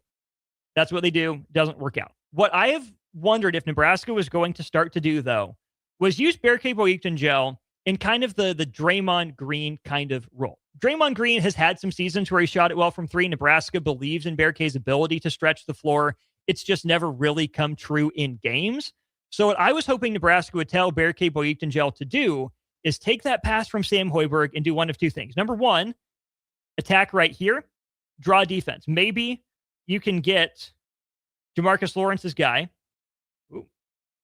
highlighted there at essentially just posted up at the elbow in that gap. If you can get him to commit a step or two over toward you to cut off your drive, keep Owen Freeman in the middle, that should be an easy kick out for Barricade Boyukton-Gel to make to a really good three-point shooter in Jamarcus Lawrence. If that's not going to happen, what needs to happen next is Barricade Boyukton-Gel has to look at the rim, threaten, sure, and then go straight into a dribble handoff or a little flip to Jamarcus Lawrence. There's enough space there that if Barricade takes one dribble and Lawrence takes two steps, that's already complete. But think about how dangerous Draymond Green is on the perimeter as a screener. Teams don't respect him as a shooter in the same way. And sure, he'll take some of them when they're open. Barricade has to as well as a function of the offense. But the next best play is go flip it to Jamarcus Lawrence. Get it to a creator, because at this point, you're still at about 10 seconds left on the shot clock. You have plenty of time. You don't need this one. You have time to run maybe one more action. And that's why I was pretty enthused, Jay, to see that when we get to the second half, that's pretty much exactly what Nebraska did. So this is early on in the second half. We have Barricade Boyukton-Gel with the ball again, a little bit inside the arc, right? The first one, he was very much so outside the three-point line. This time he's moved in a few feet. But Jay, tell the people, what is Barricade Boyukton-Gel looking to do in this shot right here? This is a high-low action right here. He's going to dump it in there, and they look like they got the mismatch. They must have got, I call it a pin down. You got Dix on Rink Mast, and that's where you got to – that's what we saw, or what I mentioned against Oklahoma. Mm-hmm. It's actually one of their drive stoppers and drive extending type of action. Mm-hmm. I like it. So you're able to get Rink in, and then it's an easy pass. I mean, what's Barricade, 6'9"? But it's not an easy pass. It should be. It could be, but if Barricade wants to get it there, it's got to be a little bit of a rainbow because of where Rink Mast is positioned, right? He has enough space between where he could catch the ball in the rim to finish over that, but the way that pass has to go is a little more up and over. If Rink Mast is moved up essentially to being posted up where Dix's foot is, that you can see I just drove over it on stream, really the first hash, that's the easy pass where it's right over top, lead him to the rim, almost the alley-oop that won the game for Nebraska against Kansas State. Yeah. Rink might be just a little bit too low here to make that work consistently, especially if you don't know if Barricade has the consistent passing touch. If Rink Mast was making this pass to Barricade Boyukton-Gel, yes. Barricade to Rink, I'm less certain. But, Jay, there's another mismatch on the screen. It's the one at the top. You have Jason Green and Price Sanford. Green's a pretty good athlete. but Sanford's proven he's got some juice off the dribble. So what Berke does, he checks that, not there, the high-low. He says, okay, this is a mid-range jumper. That's not one that my coach wants me to take. Where is the next mismatch? It's Sanford and Green. So as we scroll through here, you see that's exactly what Boyington does. He takes a retreat dribble to the top of the key, gets out beyond it, offers it to Sanford, but kind of keeps it on the handoff. And then we get to this frame here where I think there's a couple things that Berke Boyington could have done.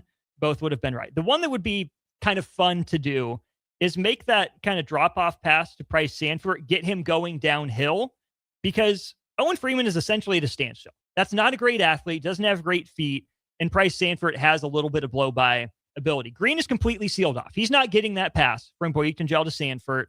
Right. Then if Sanford gets past Freeman, you got options galore. Dick steps up to help, dump off to Rink Mast. You get Harper diving in, kick out to Sam Hoiberg, or if it's Nick Graves stepping over to help, hey, guess what? There's an easy one pass to a pretty hot Jamarcus Lawrence. That's what Nebraska wanted to get, but Berke Boyington says, you know what? Nope, I'm going to hold on to this one. I don't want to make that pass. So instead of taking that shot there when he's open, because Green is recovering back to Sanford, you see it there in this very next frame. Green came all the way from essentially the logo. He's screaming down to catch up to Sanford. They didn't want to switch Freeman onto Sanford. That's pretty much game over. So with Freeman backed off, Boyington goes right into that second side to Sam Hoiberg. That is exactly what I think Nebraska needs more of. If teams are going to play their second big man or their less mobile big man at the free throw line or lower against Berke Boyington, it is so important for him not to stand still, not to take every open three that he gets. Go be useful somewhere else. You can go into this action to Sam Hoiberg. You can take a dribble up there to reset things. But Jay, this is 20 minutes of game time difference. Yeah. Credit Berke, credit Fred for making that adjustment. That's a little thing that I think can go a really long way for Nebraska in countering how teams will want to defend them. Yeah, it's a really good. I mean, it's an adjustment, in-game adjustment. And you really even could have extended Berke back to the original three-point line where he was and maybe had an easier pass. But I like it because with this team, you have some heady players and you're able – I think this year one of the big things I think Berke's in better shape, but also I think they know his skill set a little bit better in real time to allow him to be an effective piece on offense. And now I think you're seeing really, really consistent output from Rink Mast and Sanford and then Jamarcus Lawrence. And so then you have a piece together of complementary pieces off the three-headed monster in those three, and it's paying off tenfold. But I like this action because, was it Berke 6'9", Sanford, 6'8"? Yeah. About that. And then Rink 6'10". I like that where you have three guys that can actually play on the perimeter, but then you're able to establish some inside presence when you're able to get it Rink Mast a matchup advantage. So I like it. And I do want to highlight the rest of the play as well because there's more to it than this. So we have that pick and roll there with Sam Hoiberg and Berke Boyington, and I did skip a little bit here. Important to note that Berke Boyington didn't set the screen up there and then just float. He rolled. Why is that important? Because you have Rink Mast filling up, right? Rink's the better shooter. And what this does as well is you get a couple smaller defenders, less athletic defenders there, and you get Dix on Rink Mast. I can see the argument either way for what Josh Dix is doing here, just kind of as an aside. Part of me thinks, okay, just stay in, right? Dare Rink Mast to beat you from outside, but also where does Rink Mast struggle? When guys are up in his grill. So I kind of like Josh Dix staying attached here. But the next point to highlight is Jamarcus Lawrence in the previous frame. Let me go back really quick. Is camped out there in the corner, right? That's a good three-point shooter doing his job, providing gravity, as Fred Hoiberg would call it. Okay, so he doesn't have the ball here. And then within just a couple seconds of game time, he's still in the same spot, but he's doing something. Sanford went all the way down and filled out to the corner. What's Jamarcus Lawrence doing? Making himself a screener. Yeah. Jamarcus Lawrence, 6'3", 6'4", pretty decent athlete, especially for his size. Not as well built as Jason Green. He's putting his body on the line to get his teammate an open shot. He's setting this screen right here as Sanford is coming around like that. They call that a pin screen. A little bit of a weird angle here for Sam Hoiberg to make this pass because you see that Nick Graves here can kind of get his hand in that passing lane. Hoiberg has to kind of throw this ball more out here for Sanford to go get it. But Marcus Lawrence is setting that screen, making it tough for Jason Green to get through. We see that in the next frame where, okay, Lawrence set his screen. He's filling back out to the wing to make himself an option, but Green is in the air. He knows how good a shooter Sanford is. And Sanford leverages that, right? Because you can kind of see the bottom foot here. Let me undo that big circle. The bottom foot here for Nick Graves is planted because his responsibility now is to get back out into his gap, be one pass away, play his man, DeMarcus Lawrence. Again, Price Sanford knowing that shot fake. Green is up in the air. What does he do? Gets low, sneaks right into that gap. We see that really well in this next frame where Green lands funky. That's the play he went down on his ankle, a little weird on. Yeah. Sanford's low. Okay. He's already by Green essentially, and the ball's been on the floor one time, or he might just be putting it down. Graves here in the middle, no position to help. And this is where it gets fun, Jay, because this guy's really no position to help. He's glued here. DeMarcus Lawrence is pretty much off the table as an option. I think I have one more. It might highlight it a little better. Yeah. Okay. So we can go back and forth between these two. As Sanford drives, he's trying to get here to the rim where he ultimately ends up getting. If Freeman comes over to help, easy dump off to Rink Mast, 2 points. If Harper digs down to help, easy kick out to Sam Hoiberg, who is playing pretty well offensively, kind of feeling himself, especially there in the second half. Probably 3 points or the next right play. And if for some reason Josh Dick says, nope, Harper's got to stay attached to Hoiberg, and Freeman's got to stay attached to the closest threat at the rim, and Dick feels a need to get all the way down into the paint, well, hey, there's an easy kick out for Rink Mast, who would read that space back out to the 3-point line, and boom, probably a 3-pointer for Nebraska. Instead, you see Harper's so far away that with Price Sanford being as low as he was, he got here. Oh, let me circle it instead of move it around. He got here in one dribble. Harper being flat-footed, that's the other thing to highlight here and why that communication is so important between teammates. Look, Harper's just standing flat-footed staring at the play. Yeah. If he's in a stance, maybe he can get over there and affect the shot a little bit. Instead, it's an easy runner, and this contest that he's about to do, he's nowhere in Price Sanford's vision. Sanford is looking right up here. He's not looking at Freeman. He has no idea Harper's even coming because Harper's not a threat. I think that play highlights a lot of what Nebraska can do and just how good Price Sanford can be off the dribble, leveraging a threat of him as a shooter. Yeah, I mean, it's plenty of options. I mean, it's positionless basketball, but you're just making the right reads. And that's part of what made, Fred famous, as far as Iowa State and obviously at times in Chicago. And now you're seeing it, live in effect here down here in Lincoln. It's a pretty good, well-oiled machine. And once they get rolling and they're all on the same page, they're tough to slow down or hard to slow down. And they obviously Creighton got the run in of it. And so congratulations to them, but more congrats go to the, the men's basketball team. Texter 1001, how far off is Oogie from helping at Nebraska? Still TBD. Haven't heard any concrete updates on his status. That could be a pretty important third front court piece for Nebraska to get different kind of look as well. Different player than Rink, different player than Bear K. A little more low post oriented, can play make from there. They do like his ability to stretch the floor. But that's my one thing with college coaches and college players, Jay. Every coach believes that they can get a guy to shoot 35% from three. It's always the swing skill for any team. We have a big man. If he can shoot at 35% from three, will be tough to guard. If he's 30%, pretty much the whole thing falls apart. See Morgan, Andrew last year. That's a guy that was 33% for his career. Nebraska said, hey, if he can do that or just a little bit better, we can do whatever we want, even with Rink out. Well, he couldn't do that, and you see the results. Yeah. It's tough. And I mean,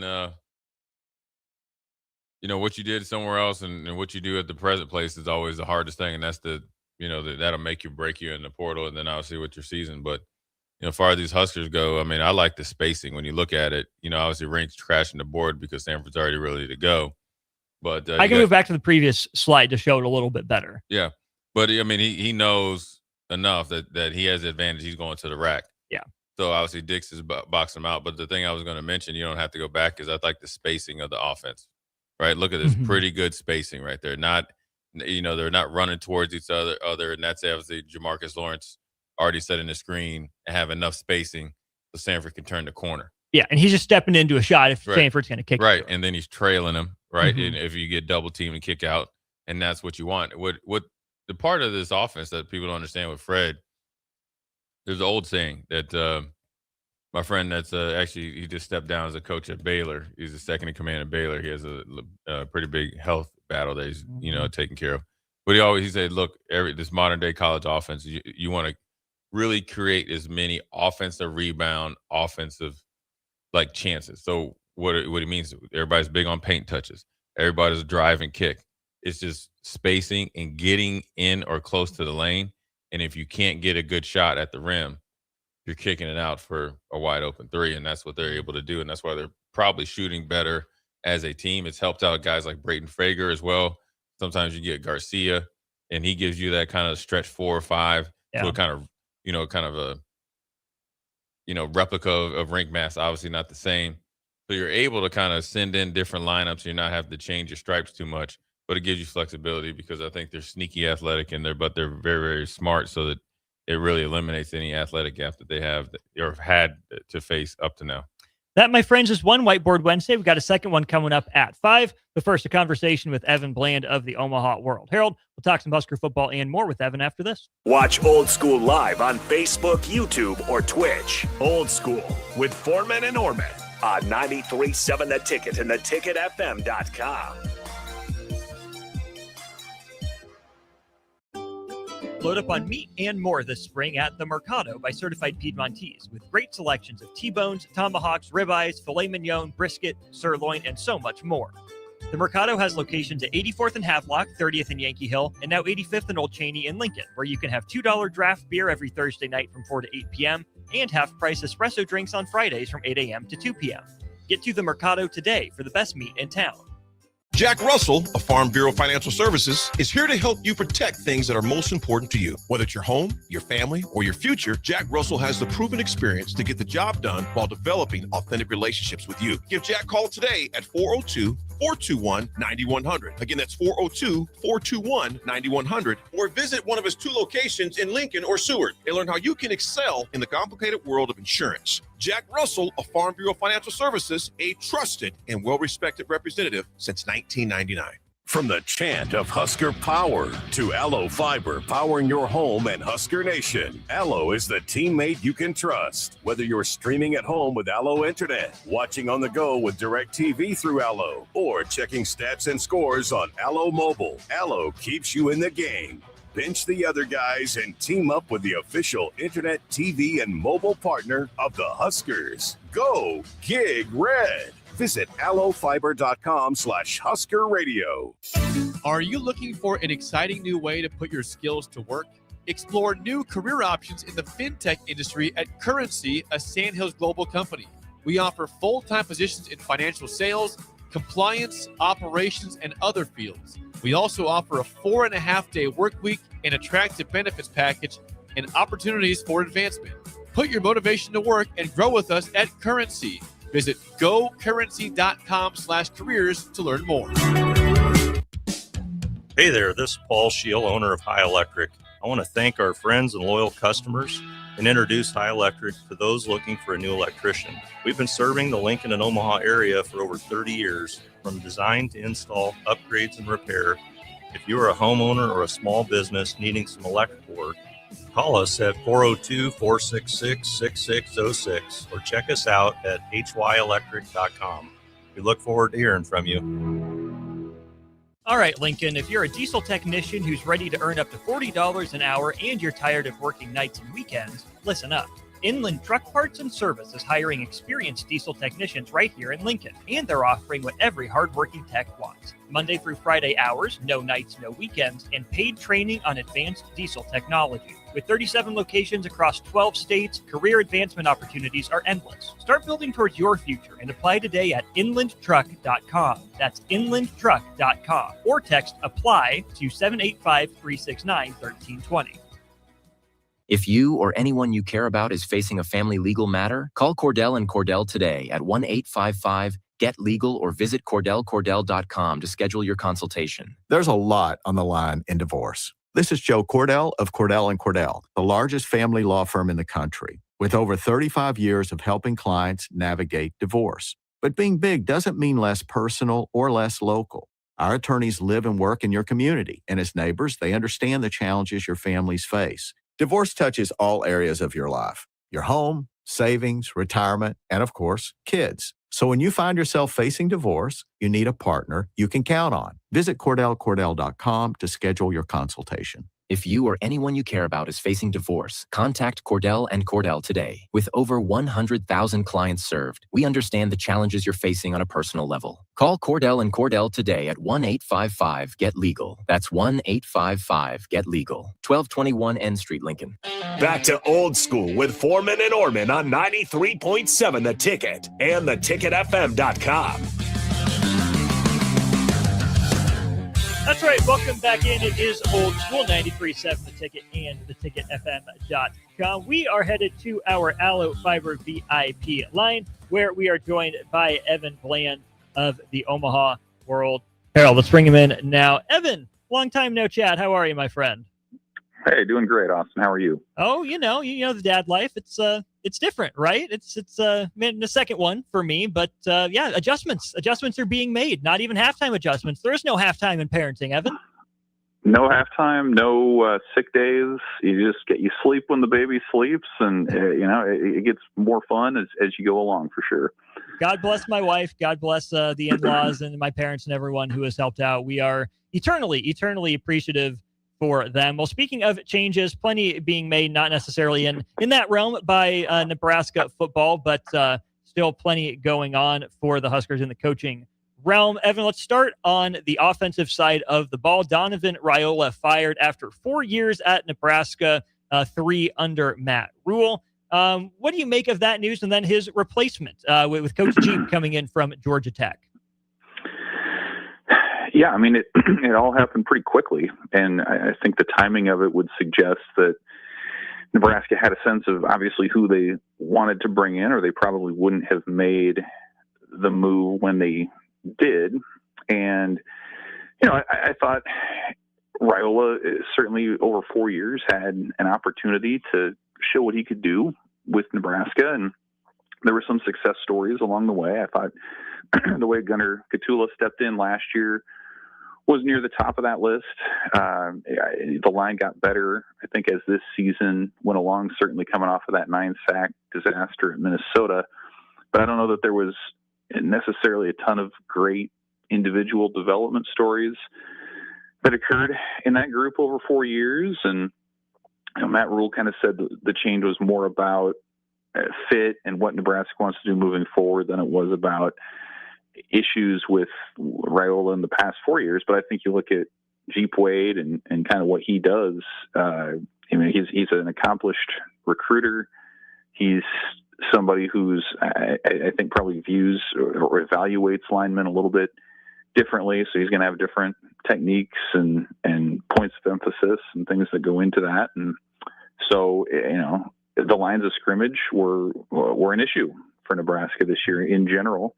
And this is a move that they're making to address that. I do think this move is independent of anything else going on with Dylan Raiola or anything else. I think this was strictly a move to see what they can do to help that offensive line take the next step. Taking the next step is the biggest thing for me, because when you look at, like you said, the success story of Gunnar Katula, I'll give Donovan Raiola some credit for Justin Evans as well, and maybe a little bit for Henry Lutovsky, kicking him inside. Tip of the cap as well for the way Bryce Benhart played toward the end of his college career.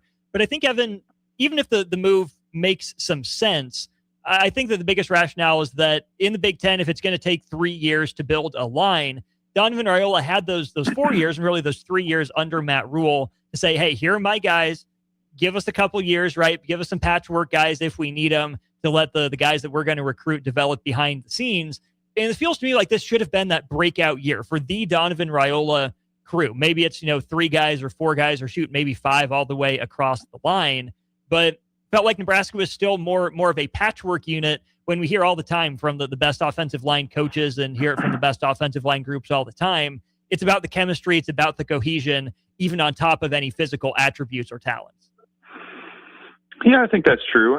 The culture piece to me was pretty strong. You often heard about guys going everywhere together. That was a group that you just saw doing life together on the field, off the field, whatever. But Yeah, I mean, I think the patchwork description is probably accurate. And you look at a guy like Elijah Pritchett, who was a high-priced portal addition, and he didn't start until, a third of the way, halfway through the season consistently. And they had to bring in a guy like Rocco Spindler to help shore up the interior, which he did.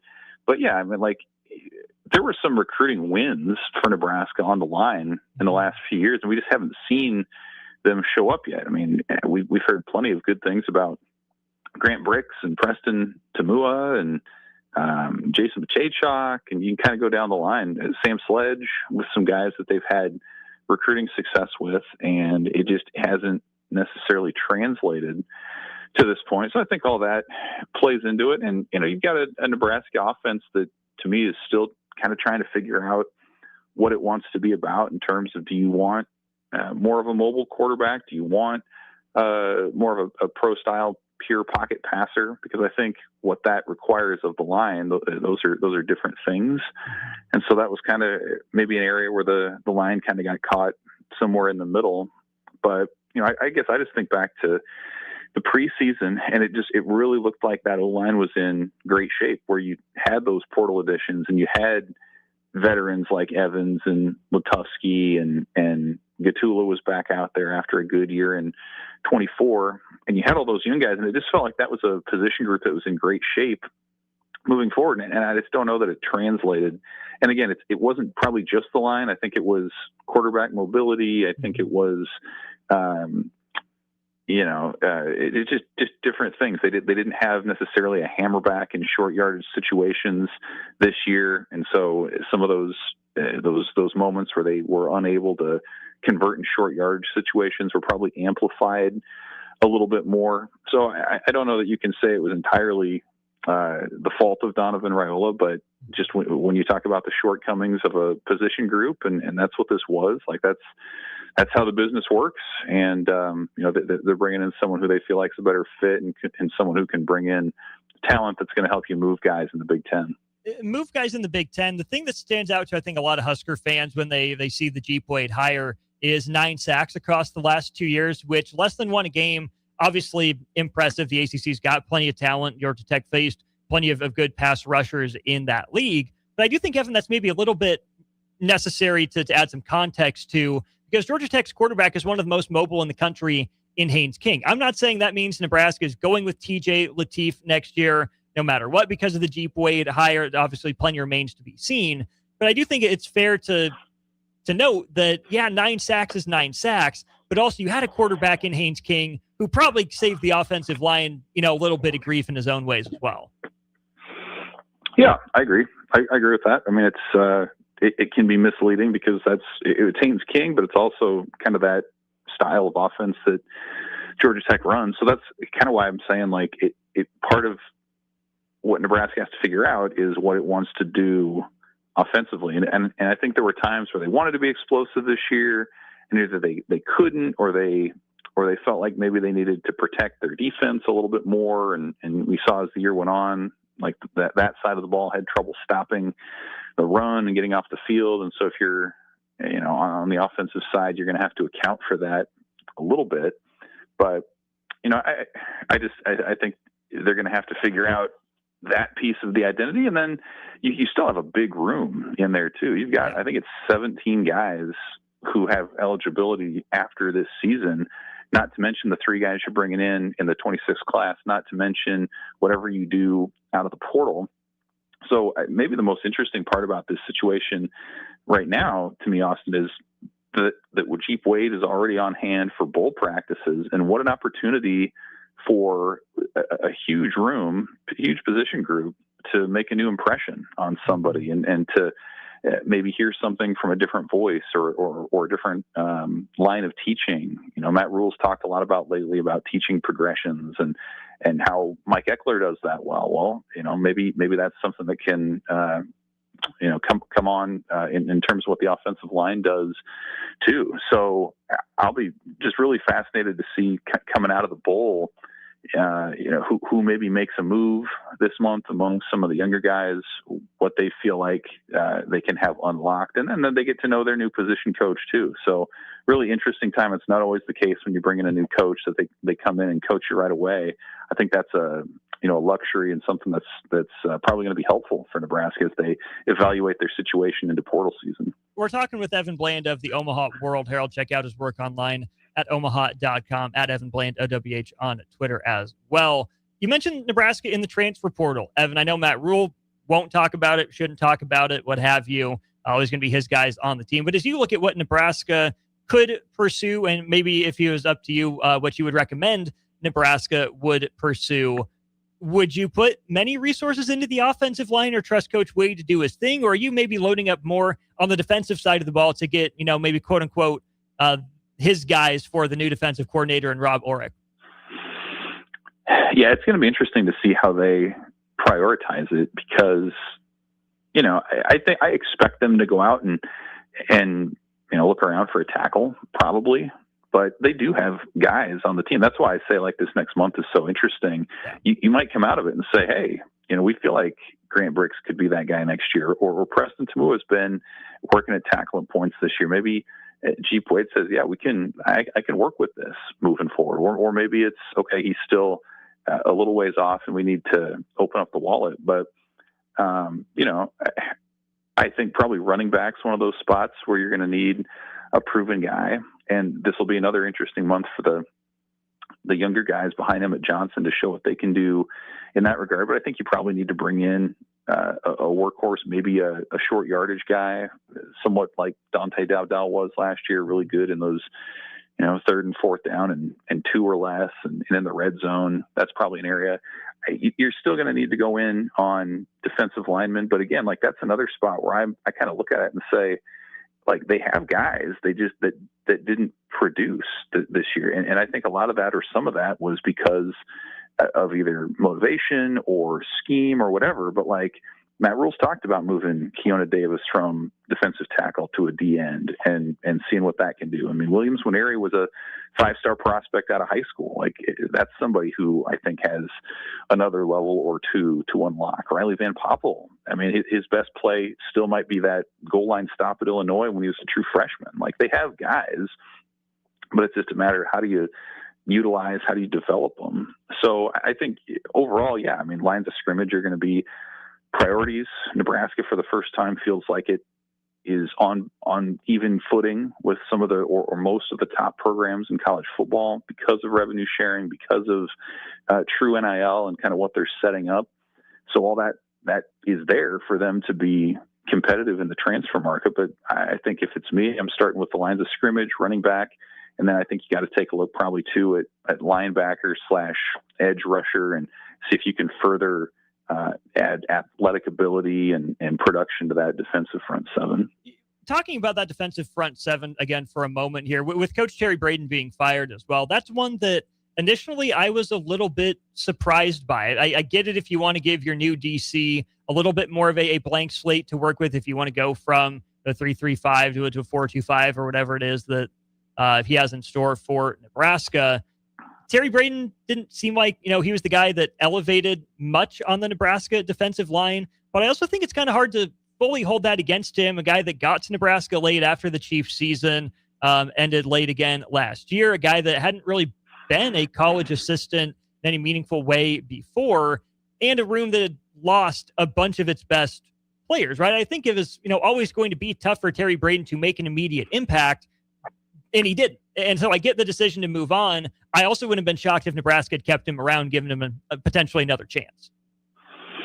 Yeah, I mean, I think all those things are true. From a recruiting perspective, I don't believe there was anybody that he was able to secure a commitment from in the time that he was here. And it's different, right? Like you spend 8 years in the NFL, like you don't have to worry about those kind of relationships or that aspect of it. So, it's hard to grade too harshly there, but the fact is like that, it maybe wasn't his best suited for him and what he had done to that point. And kind of like I mentioned earlier, like I still feel like they had capable guys in that room that maybe just didn't live up to what they were doing. I don't know that there was anybody on that D line that I felt like got demonstratively better. as the season went on. And that was an area where, Braden did have some reputation with what he was doing with Chris Jones and some of the Chiefs over the course of his career there. So, like Nebraska's going after Elijah Robinson right now. And like, that's a guy who not only has Rule worked with in the past, but someone who has had some high level jobs. He's been to DC, and he's got a great reputation as a recruiter. So I think someone like that, whether it's Robinson or somebody like that, I think that's kind of the mold that Nebraska is looking for moving forward. And there's just more urgency to it too. Like, I think gone are the days when you can afford to give somebody in that kind of position a long runway to develop, because you're in the Big Ten and it's hard week in and week out when you can't stop people. And I thought, like, Nebraska's 4-man pass rush was not great this year. It didn't generate a lot of havoc. And so I think the urgency that they felt, certainly down the stretch with Penn State and Iowa, you've got Utah coming up in the bowl. I think that all put it front and center, that they had to maybe be a little bit more drastic in how they shore things up on that defensive front. That's a good place to turn this conversation for the last time here, Evan. It is Utah, a team that came in with some pretty high hopes for the college football playoff, ends up, a really solid team, a factor in the Big 12 race, but pretty clearly on the outside of the college football playoff, looking in as the Big 12 turned into that 2-team race between Texas Tech and BYU, really dominated, of course, in the end by that one team. But I think if Nebraska had come into the Las Vegas Bowl in Utah's shoes, where you had the little bit of preseason expectation, you played well, you're a factor in the conference, and then, okay, maybe a team or two or three were just better than you, but you're maybe the better team going into the bowl game, feels a lot different than Nebraska kind of backing into the Las Vegas Bowl on a 2-game win streak and all the turmoil and change that's already happened so far in the offseason. Yeah, I'm a big believer in, like, motivation being a factor when you start evaluating some of these bowl games.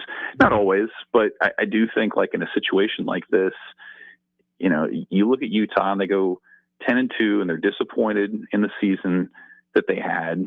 And, based on what I can gather out of Salt Lake City, like, that's a team that's kind of ready to turn the page. I mean, they don't know what their head coach is going to be doing next year, and Kyle Whittingham, if he's coming back or he's retiring.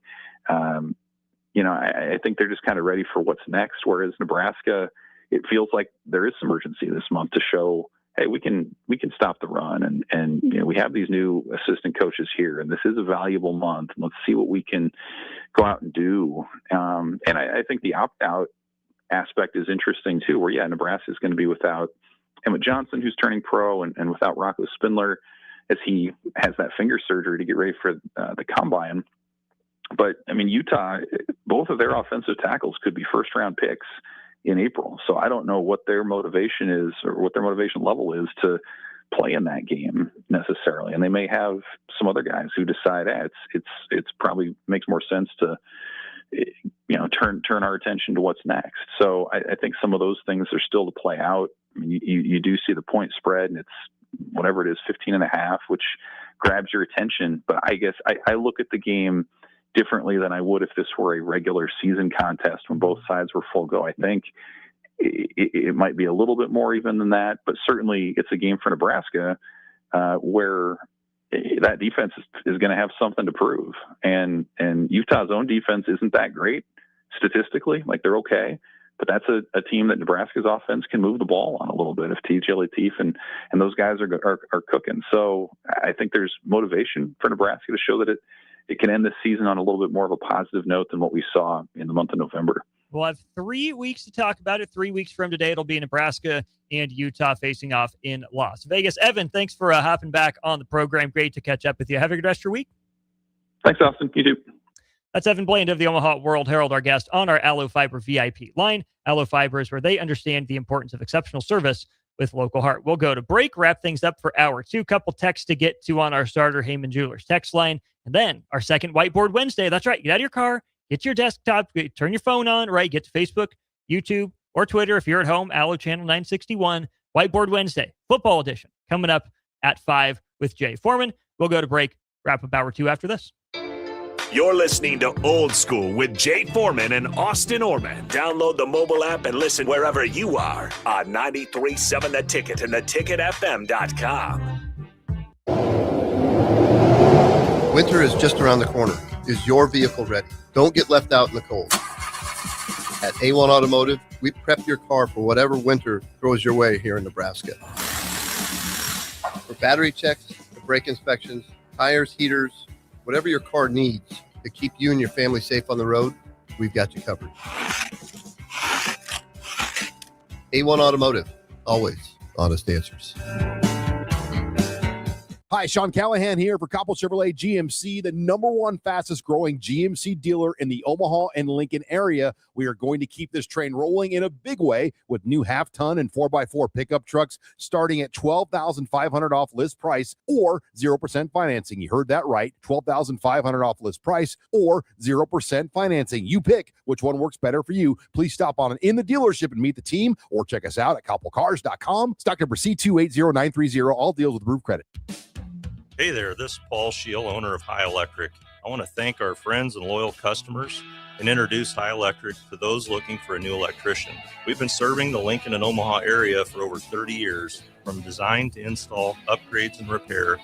If you are a homeowner or a small business needing some electrical work, call us at 402-466-6606 or check us out at hyelectric.com. We look forward to hearing from you. A lot of businesses say they're family focused, but when tough situations in life arise, the business wants anything but your best interests. James Enterprise Incorporated is hiring, and they will always treat their employees like family, just as they do their customers. James Enterprise Incorporated is hiring Class A and B CDL drivers, a shop tech, and a diesel mechanic. If you're looking for a career with a company that goes above and beyond to value you and your family, apply today at jamesenterpriseinc.com or call 402-432-6740. Get rid of pesky critters once and for all with Bats to Rats. Their expert team is here to help you reclaim your home. No more sleepless nights caused by crawling critters or flapping wings. Bats to Rats ensures a safe environment for every family member. Check the website at batstorats.com for amazing offers. And if you mention this ad, you'll receive $10 off your initial inspection cost. Call Bats to Rats today at 402-781-8691. That's 402-781-8691. Bats to Rats. Hey Husker Nation, this is Todd Euler, two-time national champion, here to talk to you about Window World Lincoln. At Window World, we specialize in replacement windows, doors, siding, and roofing. Whether you're looking to enhance the beauty of your home or increase its energy efficiency, we've got you covered. And here's the best part. We offer the best for less. Our team is dedicated to providing top quality products and exceptional service at affordable prices. We want to earn your business and make your home improvement dreams a reality. So why wait? Contact Window World Lincoln today at 464-7313 or visit our website at windowworldlincoln.com. Window World Lincoln, where quality meets affordability. Make plans to be at the Icebox on Saturday, December 13th for Teddy Bear Toss Night as the Stars host the Dubuque Fighting Saints. Bring a teddy bear or stuffed animal from home or purchase one at the game. When the Stars score their first goal of the game, it's time to throw the bears and stuffed animals onto the ice, with all being donated to the Community Action Partnership of Lancaster and Saunders counties to help local children in need during the holidays. That's the Teddy Bear Toss on Saturday, December 13th with the Lincoln Stars. Have you been looking for home technology upgrades but don't know where to turn? Online information can be contradicting and confusing. Lincoln's own experts at Diode Technologies can turn your living room into the place to watch your favorite sports. Whatever your vision is, Diode Tech is ready to make it a reality. From home theaters to outdoor entertainment spaces, they bring you along through the entire process to make sure you get exactly what you want. If you're ready to upgrade your entertainment space, visit Diode Tech online at diodetech.net or give them a call at 402-793-5124. If you're seeking a career with a growing company, Gaina Trucking and Excavating is hiring and looking for additions to their team. Gaina Trucking has a strong team culture, competitive pay, 401ks, and benefits like health, dental, and vision. Drivers are guaranteed 40 hours per week, even in the winter months, and are home every night. Start your career today at Gaina Trucking and Excavating. Apply today at gainatrucking.com.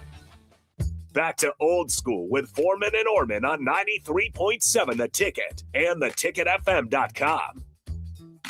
Brief segment here, wrapping up hour 2 of Old School. Austin Norman and Jay Foreman with you. Big thanks to the good people at Heartland of Nebraska Windows, as well as Love Volleyball in Nebraska. Their season's just around the corner. LOVB.com to learn more. J3, kind of rapid fire things to get to here in this one. First of all, Amarian Jackson decommits from Iowa State, reopens his recruitment. Is that a direction Nebraska might turn? Yeah, it'd be interesting. I mean, he's a dynamic prospect to where, he can play. He plays receiver. Obviously, I think he's the best receiver in Nebraska history by the stats. And then obviously he can play safety, probably grow into linebacker. He's only just turned 17. Yeah, young so for his class. so you're getting a bonus year. Highly competitive kid, a lot of upside. Anybody that comes out or comes at him now is going to be good. I think Bryson Williams opened his up, and now he's in between. Got an offer from Purdue, I think. Yeah, Purdue, Penn State, and Vanderbilt. Marion Jackson had plenty, so I'm sure their phone is ringing, pretty freely. Thing number 2, Starter Heyman Jewelers text line from D-Man. If Nebraska would beat Utah, would that count as a ranked win, or does bowl season not count for some weird reason? Jay, think about it this way. Number 1, I think it would count as a win against a ranked opponent. You play the game. They have a number in front of their name. You would take it. But I think that the conversation would be the exact same if Nebraska men's basketball won a game in the first 4 instead of in the round of 64.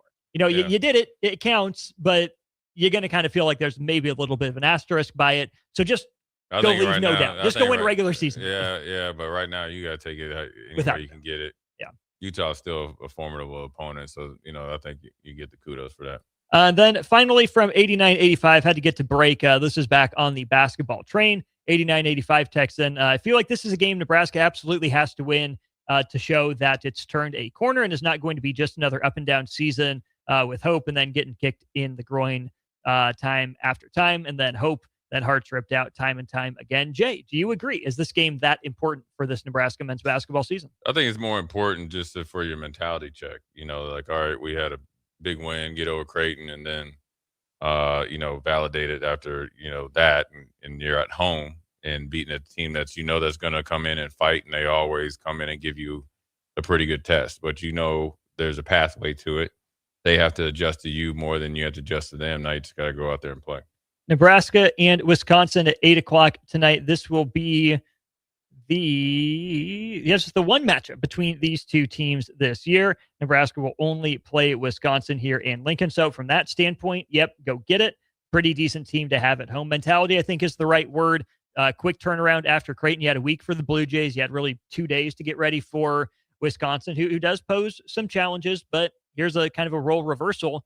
In this matchup tonight, Nebraska's ranked and Wisconsin's not. Yeah. Nebraska's favored. They're on the nation's longest winning streak. Wisconsin would like nothing more than to come into PBA, be the ones to end that winning streak. They got the pieces to do it, but Nebraska's also got enough pieces to match up pretty well with Wisconsin and keep that winning streak rolling. Into conference play, started off on the right foot. Yeah, I think this sets up well for Nebraska. I think they have more depth than people originally forecasted, and so they're able to play multiple ways, and they're pretty. I think they got a little bit more toughness this year, a little bit more grit. You can just see right? And so, I think Nebraska obviously would be tough, and Wisconsin's going to come in and try to, obviously, do the upset, but Nebraska will pull through.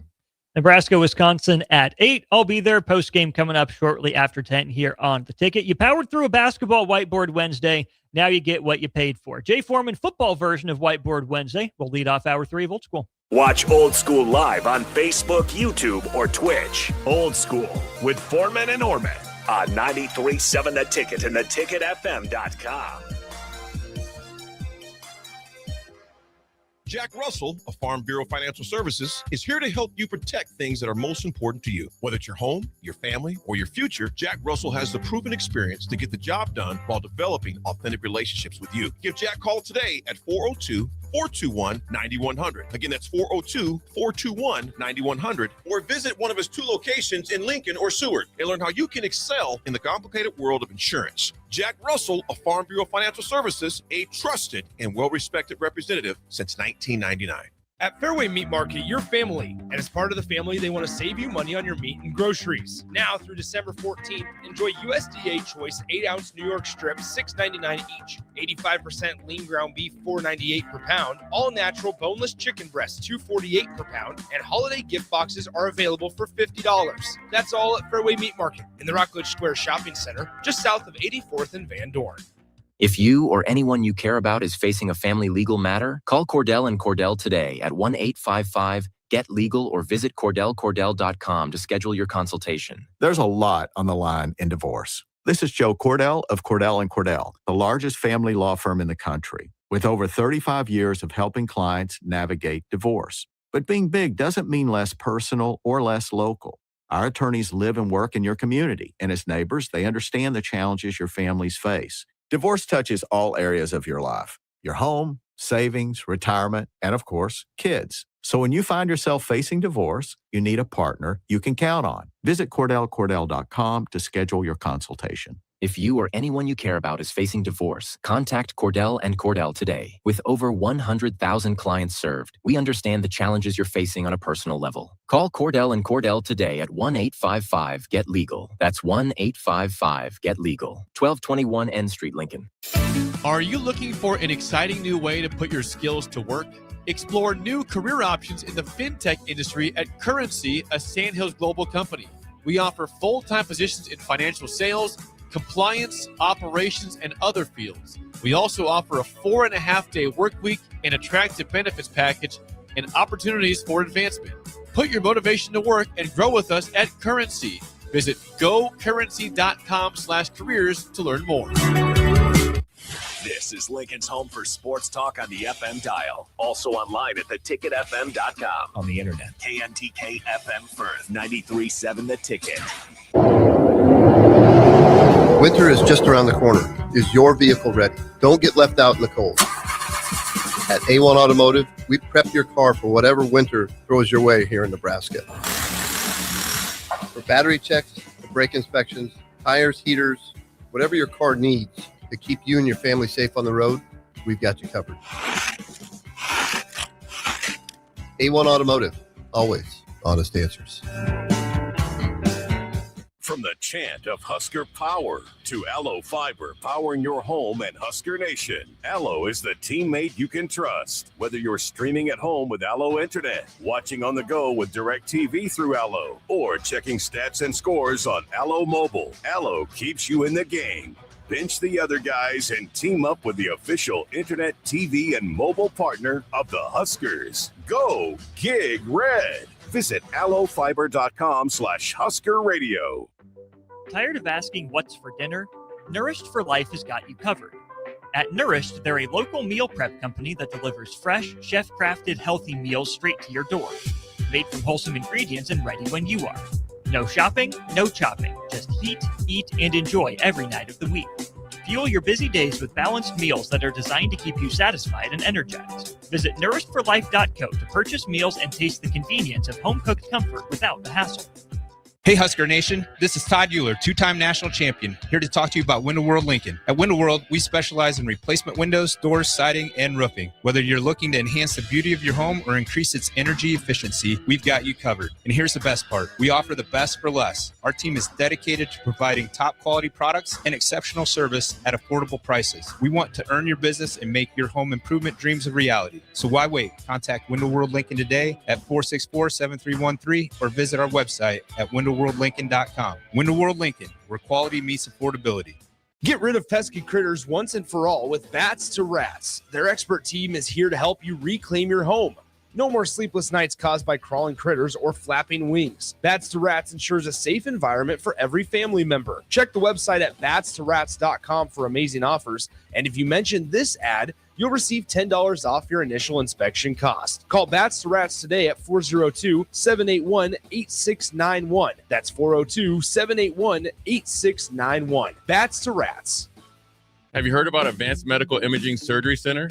Located at 7555 Pioneers Boulevard, Advanced Medical Imaging Surgery Center offers compassionate, patient-focused care and provides outpatient surgery services, making it possible to have non-emergency surgery and return home the same day. Advanced Medical Imaging Surgery Center specializes in cardiology, vascular radiology, orthopedics, pain management, and much, much more. Give them a call today at 402-261-1085 or online at amimaging.com. Coming at you live from the heart of Lincoln, America. This is Old School, sponsored by the Mercado by Certified Piedmontese. Nebraska Football Hall of Famer Jay Foreman and Austin Orman. Old School with Foreman and Orman. on 93.7 The Ticket and theticketfm.com.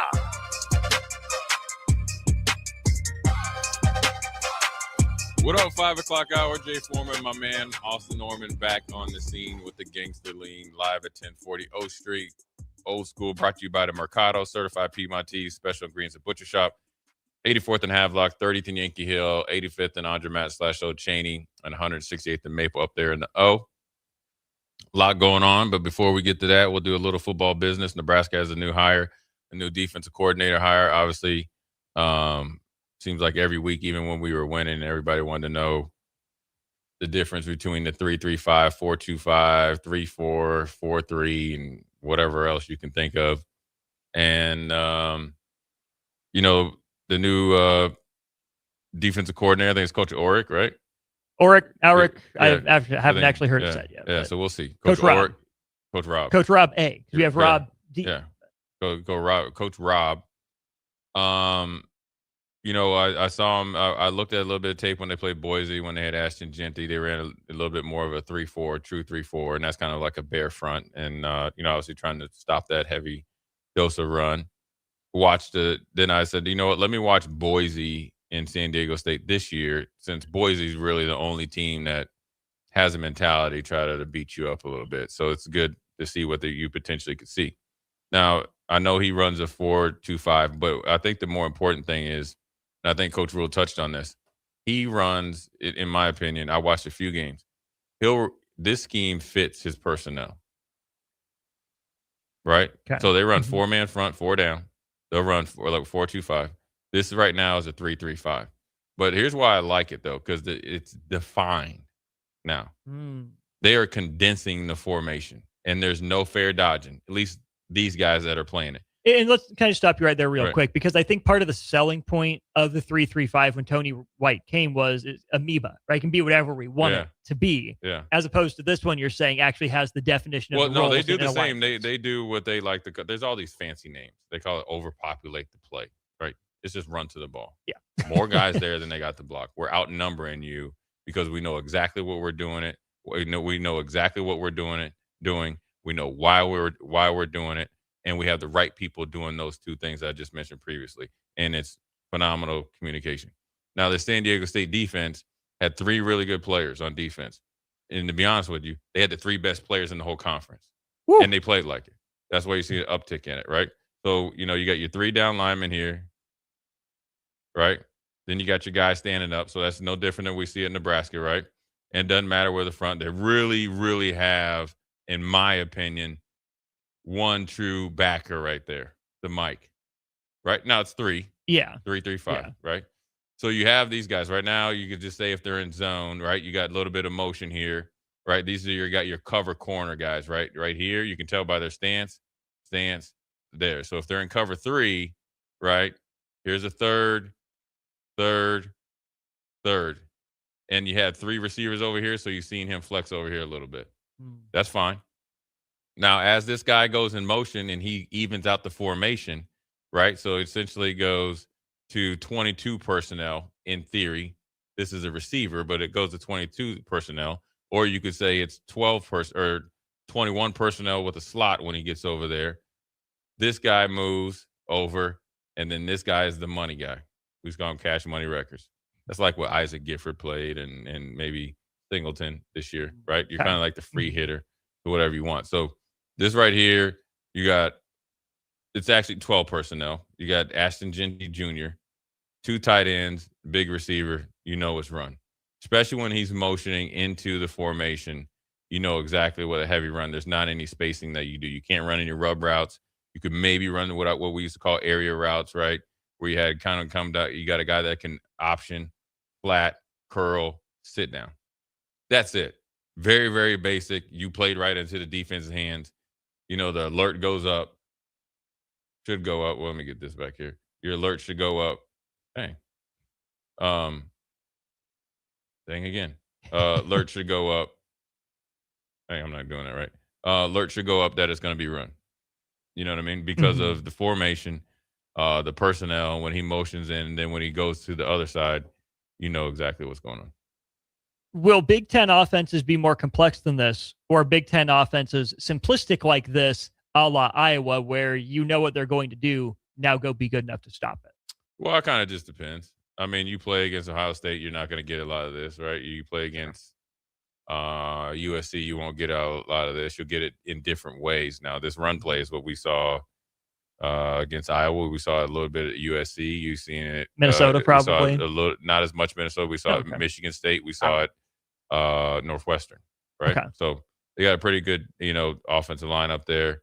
And so we'll go to the next frame here and just this. I get this thing to work. See if it works here. Tap the little hand, maybe. That worked for me before. Not going. I promise I didn't try to break the whiteboard, Yeah. folks. If I broke the whiteboard, we're not doing basketball whiteboard Wednesday again. You might have infected it, Austin. Oh, no. Yeah. Right, I'm doing this right with the hand.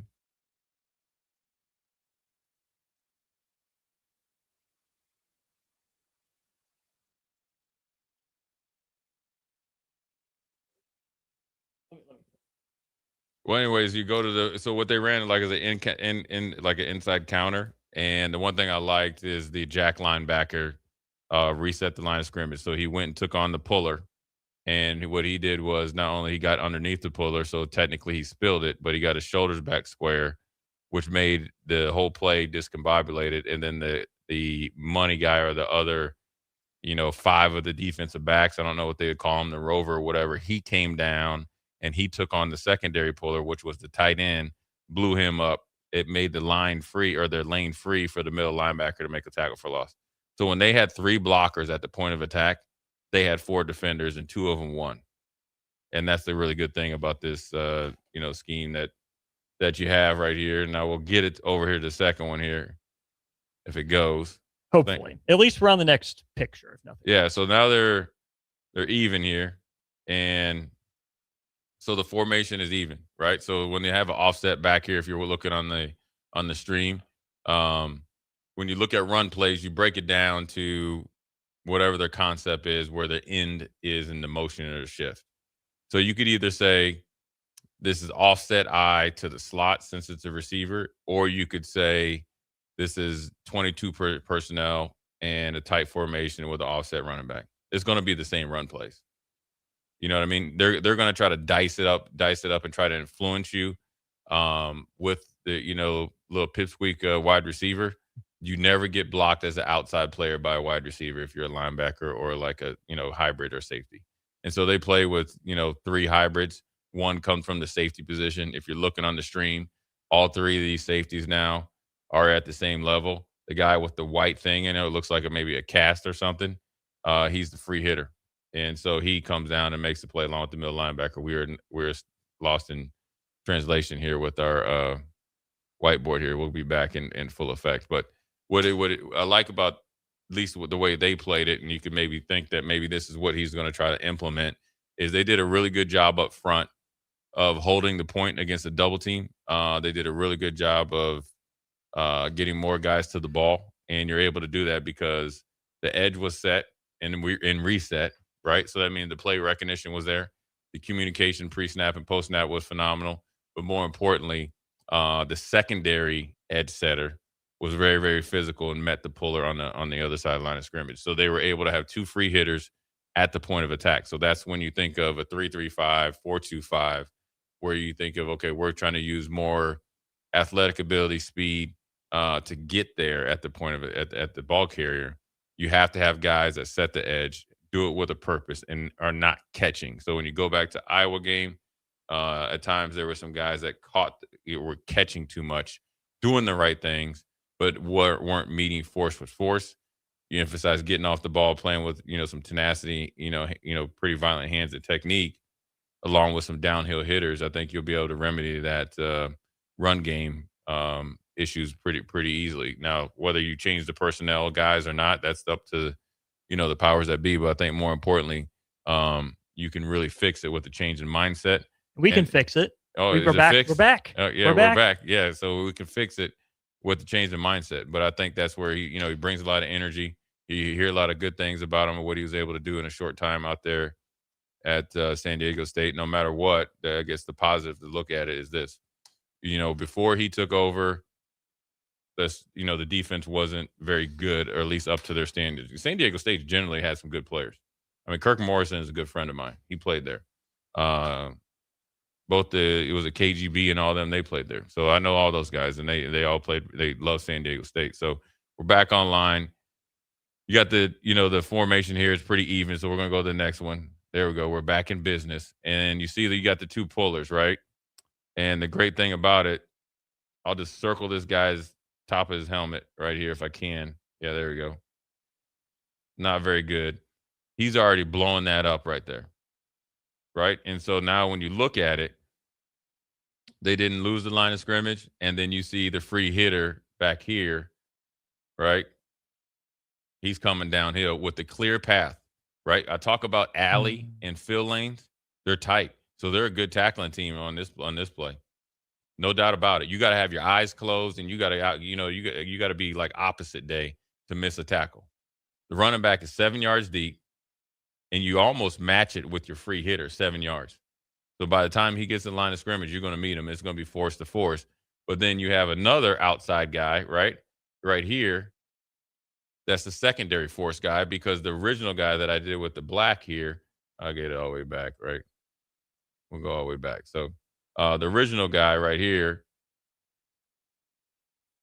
where that red dot is, you can see his head right there. He's going to blow up this guard right here, and then he's going to get to the 45-yard line.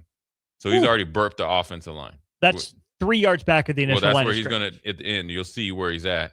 Then you have his buddy out here that was playing, wasn't influenced by the pipsqueak motion, right, which is bad blocking scheme. You leave a free hitter, they actually to get in the offense. The receiver that went over to even out the formation should have blocked the slot guy. Then you deal with the safety coming from depth to win one-on-one.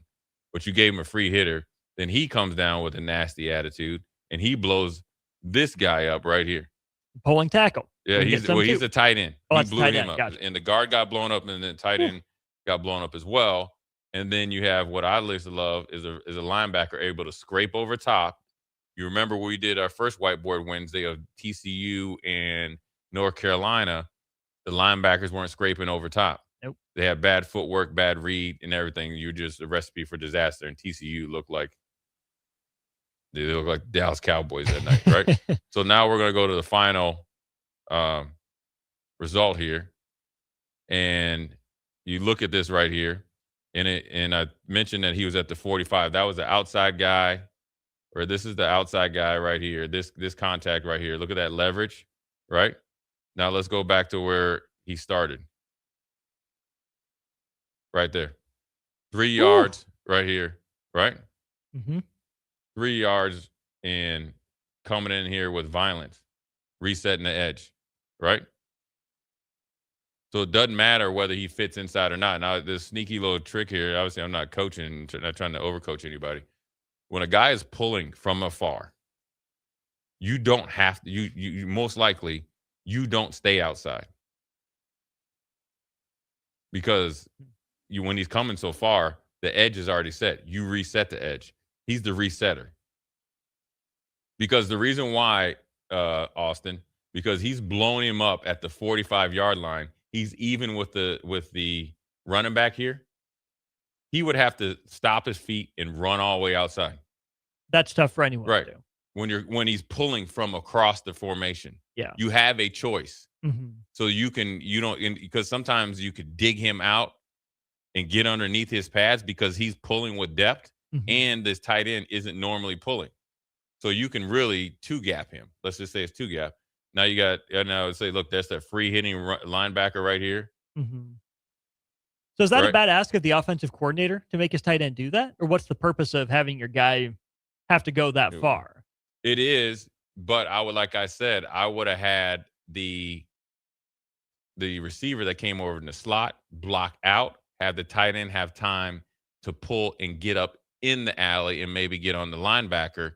And then therefore you have a body on body. It's up to the running back to squeeze through this hole and make chicken salad out of you know what. Gotcha. But when you allow a guy free running off the end, it's like a cat blitz, Right. He's going to blow your whole play up. We've seen it. We've done it at times. We've seen Donovan Jones, especially against Cincinnati, and a couple times in like Iowa late in the season when he kind of get off the corner, he messes the whole play up. I feel like Josh Mitchell was pretty good at that back in the day. Right. So that's what right there, and you like it to where everybody's up here winning. Now, obviously, this is his personnel and way he's doing it. It's just more conceptually wise, holistically, that's a lot different because everything is defined. Right. And the reason why, when you go back to the first one, we'll go back to the first one here. Or when you look at this formation, what I mean by defined, right? Okay. This guy knows what he's doing. He knows what his responsibility is. He's the alley filler. He's the front or the free hitter. He's got this guy right here, the middle linebacker. He can't mess up because you have help out here, or not help, but you have an outside guy here, inside filler. You essentially turn into Ray Lewis. You're just running and hitting. You can't have a negative. Only way you can do it is just whiff on a tackle. You can't get a minus on this play. And like you said, it's going to be really hard for him to whiff on the tackle because of everyone else on the line doing their job and condensing the edge. Everybody talks about tackling. Good tackling teams don't give you any space. And then what do? What they like to call now, overpopulate the play. That's what it comes. Pretty much, you get more hats to the ball. How do you get more forced fumbles? More hats to the ball. How do you really make it an emphasis? You talk about how and why you're going to go about creating turnovers. More hats to the ball. The initial guy hits him. The second guy comes to punch. Obviously, the third guy or the second guy can expose the ball. The third guy get punch. Fourth guy recover.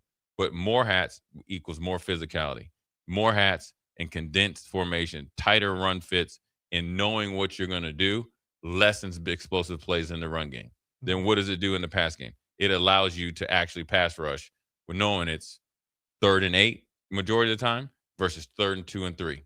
Then your third down percentage goes up. Then you get more offensive possessions, and it's all starting by what? Emphasizing and knowing the why, when, and who is going to stop the run. Defensive fundamentals on first and second down give you the right, the privilege to rush the passer. Yeah. You got field on 3rd and long. Hey, guess then what? All of a sudden Success. you got two Great. Deion Sanders back there and all that other stuff. So I mean, it's a lot easier. It's easier said than done. But first it's a mentality shift. Then you got to really emphasize that you want to own the line of scrimmage. You want to get off on the ball and be physical, and then you got to change the mentality.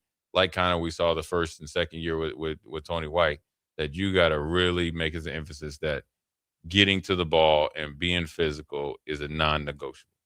That's at every single level. And once you do that and you get guys that are really invested in learning the system and owning it, I think it'd be, I don't know what the players that they had out there. I know they had 3 really good players on defense that were significantly better than a lot of people in the conference. But I have a feeling that everybody on that defense started to take ownership of that system and trying to have pride in to be able to play well. I would love to know maybe the history behind his time at San Diego State as well, because he was only there for 2 years. Yeah. I wonder if that was an upperclassman group that had been able to stick together for a while and was kind of portable across schemes, and he was just the one that kind of unlocked it because their numbers were pretty bad the year before. But he wasn't the DC. Yeah, he was a position coach. Right. And, I'm pretty sure that maybe they got some guys that come in, maybe some portal guys, or maybe guys matured. When you have a young defense and maybe the offense is, you got to think you were going up against Ashton Genty. I think they hung a 50 burger up on you. I don't do anything for your overall stats. And then once guys, maybe turn the corner and, have the same common goal. And then maybe he came in and he upgraded a defensive coordinator, and his probably was like, hey, look, I think the way I want to run this defense, I can fit it to this personnel who maybe need a piece or two. Yeah. And, they're off to the races. Next thing you know, he's in Nebraska. Who are some of those pieces for Nebraska that you think could benefit from this change, especially in the front seven, right? Yeah, Let's keep it there. I'll just go off what Coach Rule said. He said that maybe he had some guys, I think he mentioned Williams, Noweri, Davis, and even Cam Linhart. There's at times they were playing like 3 techniques. They're probably more 5 at the most and outside 7 and 9s. And so that means you're going to, get more, it'll fit these guys where they get out there and really have things defined and, get some pass rush on the quarterback. So that allows your best athletes to be athletic. It allows them to show you why they were here or, brought here. And then, the linebackers, you got some young guys that are going to have to step up and become better players as well. And that's just part of college football right now. Williams Nwaneri, how did you think he was against the run this year? What do you think is going to be asked of him with a full year under his system in terms of playing? I think at times he was good, and I think he made improvement, especially early on. He started to flash some, so I think he did well. Obviously everybody can do better. I think he'll be in a more of a advantageous position where you're just using his skill set. I mean, a good-looking athlete who needs to be more than just a pass rush specialist. Right. But I think when you know what you're doing and you're playing free and you're playing a position that really just plays to your strengths, I think you play everything better. Now, obviously, you got to brush up on your technique and all that, and that's what these 15 practices are for. That's what spring ball's for. That's what I'm sure they practice in between. So it takes some self-accountability too. But I think being in the right position is also, a big part of being successful. I talk about it when, Greg Williams and them first came in. I'd played mainly inside linebacker in the 3-4 and played a little bit on the outside. Now, they didn't know anybody. They didn't really care either. And so they had me playing an on-the-ball Sam linebacker position behind another draft class guy. And I already been starting. I had to call my agent, go up and talk to the GM. Then I moved to the position that that I was more accustomed to, and then off to the races I went. But just that one conversation leads to 4 or 5 more years. So you just got to make sure that you're in the right position to make plays, and play the right stuff. I think if he can come in and communicate and filter it down from him to the position coaches, what he needs, why he needs it, and who needs to do what, then you'll get an uptick. Yeah. And both in the coverage, the play, and in the energy. Because guys will be able to play more free. So that's another Whiteboard Wednesday. Probably maybe do one more before the bowl game. We can check out those Utah Utes. Jay Foreman, Austin Orman, Old School. We'll be right back. You're listening to Old School with Jay Foreman and Austin Orman. Download the mobile app and listen wherever you are on 93.7 The Ticket and theticketfm.com. All right, Lincoln, if you're a diesel technician who's ready to earn up to $40 an hour and you're tired of working nights and weekends, listen up. Inland Truck Parts and Service is hiring experienced diesel technicians right here in Lincoln, and they're offering what every hardworking tech wants. Monday through Friday hours, no nights, no weekends, and paid training on advanced diesel technology. With 37 locations across 12 states, career advancement opportunities are endless. Start building towards your future and apply today at inlandtruck.com. That's inlandtruck.com. Or text APPLY to 785-369-1320. Make plans to be at the Icebox on Saturday, December 13th for Teddy Bear Toss Night as the Stars host the Dubuque Fighting Saints. Bring a teddy bear or stuffed animal from home or purchase one at the game. When the Stars score their first goal of the game, it's time to throw the bears and stuffed animals onto the ice, with all being donated to the Community Action Partnership of Lancaster and Saunders counties to help local children in need during the holidays. That's the Teddy Bear Toss on Saturday, December 13th with the Lincoln Stars. Happy holidays, Nebraska. The Christmas event of the year is coming to the Lead Center. A Christmas Story, the musical, with all your favorite funny gags. The Fragile leg lamp, the Red Ryder BB gun, the ridiculous pink bunny suit, and more. All the fun of the movie, now with singing and dancing as seen on Broadway, with music by Pasek and Paul, the writers of The Greatest Showman. We triple dog dare you to get your tickets today. Leadcenter.org. Rick Heyman here from Sartor Heyman Jewelers. I want to personally thank our great customers for voting us once again the best of Lincoln. At the same time, we're celebrating our 120th year in business in the great state of Nebraska. You can count on Sartor Heyman for the very best quality, value, and customer service. When it comes to your jewelry needs, visit us at South Point, Grand Island, and the Outlet in downtown Lincoln. Visit us today at sartorheyman.com, and thank you for your continued trust after all these years. MWR is dedicated to building attractive, affordable steel buildings that exceed your expectations. From commercial to residential to agriculture storage, steel buildings are cost-effective, attractive, and versatile. Plus, they're a lasting investment and an ideal choice. MWR uses Sentinel Building Systems out of Albion and can service you all over the state and region. If you have interest in a steel building, post frame building, or fencing, give MWR a call today at 402-980-5273 or go to mwrbuildingandfence.com. Things that impair you come in many different shapes and sizes. Some are the shape of beer and liquor bottles. Others look like cigarettes but aren't cigarettes at all. These are the things we know impair us, the things our parents warned us about. What we're not always aware of is our new prescription or the over-the-counter medicine we picked up just for allergies or a bad cold. See, it doesn't just matter how much of a substance you take. If you are impaired, driving is deceptively dangerous. Don't drive impaired. Paid for by the NDOT Highway Safety Office. Join Landmark Implement, your local John Deere dealer, for upcoming Parts and Service Expo events. Get 12% off parts the day of your local event. Can't make it? You can still save 10% on parts and 20% off planter parts December 1st through the 12th. It's the best time of the year to stock up on oil and filters. Grab John Deere gifts for under the tree and schedule your service inspections. Don't miss out. These deals only come around once a year at Landmark Implement. Find your nearest expo at landmarkimp.com and experience the Landmark difference. It's basketball season, and Salt Mine City is your pregame and postgame headquarters in the Haymarket for craft beers and great food. Get ready for the game with their big, fatty 7-ounce hamburger or try a Reuben sandwich served on Blackstone rye bread. And don't forget their beef or chicken nachos with guacamole, sour cream, jalapenos, and more. Wash it down with one of their 12 beers on tap, including the popular Single Axle Light American Lager. Salt Mine City, your basketball headquarters, now open at 2 p.m. Monday through Thursday and 11 a.m. Friday through Sunday at 8th and R. This holiday season, bring home a tradition that tastes like celebration. Beatrice Bakery's world-famous fruitcake, baked in the heart of Nebraska with rich, golden batter, real cherries, pineapple, crunchy nuts, and a splash of old-fashioned goodness. It's moist, flavorful, and crafted the same way for generations. It's the fruitcake that turns skeptics into believers. Find Beatrice Bakery fruitcake online at grandmasbakeshop.com or at your favorite retailer, and make your holidays deliciously unforgettable with the help of Beatrice Bakery's world-famous fruitcake. This is your year to win way more than bragging rights. At Warhorse Casino, your love of the game could earn you serious cash. The Pro Football Frenzy is free to play with cash prizes all season long, like up to $1,000 weekly, with your chance at $1 million, all while earning tier points and comp points every time you place a sports bet. Only at Warhorse Casino. Wagers may only be placed on Nebraska-based teams when played outside the state of Nebraska. Must be 21 or older to gamble. Gambling problem? Call 1-833-BET-OVER.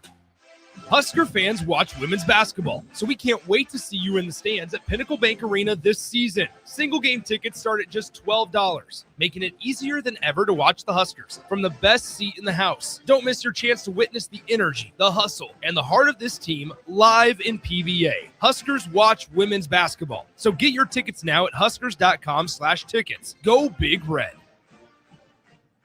Imagine starting your day with a computer glitch that leaves you feeling stuck, frustrated, and unable to get your work done. You have 1,000,001 things to get done today, and waiting for the tech issue to solve itself isn't one of them. It's time to let Hamilton handle the tech so you don't have to. We help businesses across the state spend more time on what they do best and less time frustrated with office technology. As the official business IT partner of the Huskers, we're focused on providing custom solutions that set you up for success now and in the future. Connect with us today at hamiltonisbusiness.com.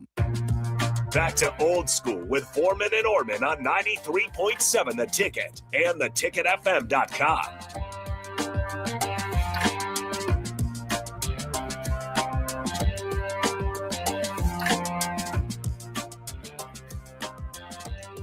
What up, second segment? Jay Foreman, Austin Orman. Whiteboard Wednesday on this 5 o'clock as we wind down towards the Huskers against those Badgers at 8 p.m. PBA.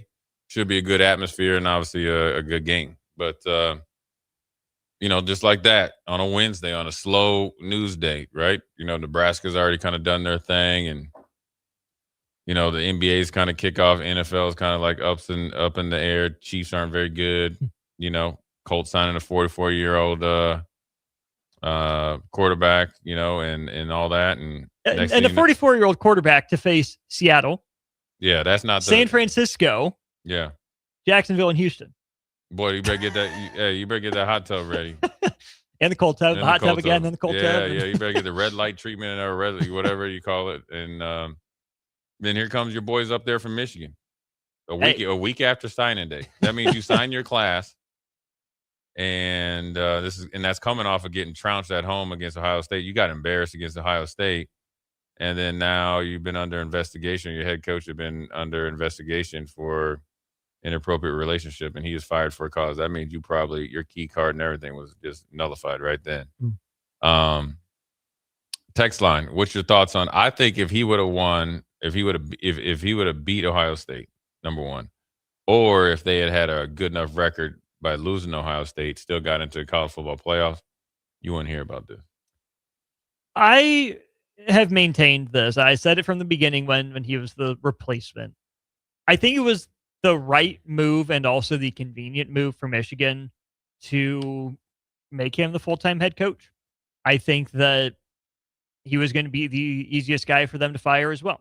With his ties to the sign stealing, with the way the NCAA investigation was going and not going, how Michigan was and wasn't handling everything on their end. If at any point it looked dicey, they could say, hey, well, no, your ties are too much. There's too much smoke on us. So you got to get out here. We don't want you. We're just going to start over as a program. They could have done that. Yeah.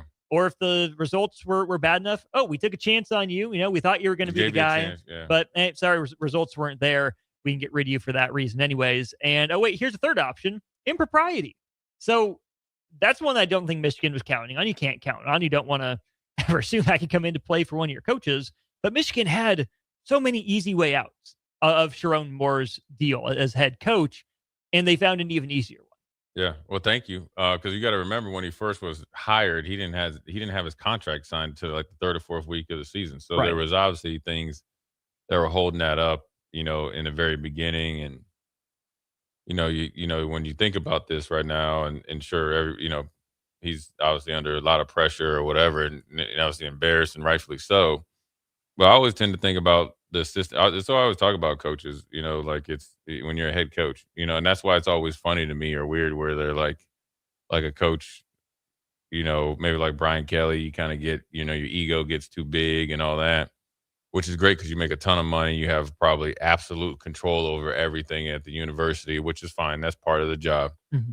But then also it's like sometimes you lose your humility, and then you forget about everybody that's working with and around you, needs you to be on the up and up. Yeah. Needs you to do your job. Needs you to think about, and it's a hard thing to do. It's human nature and all that.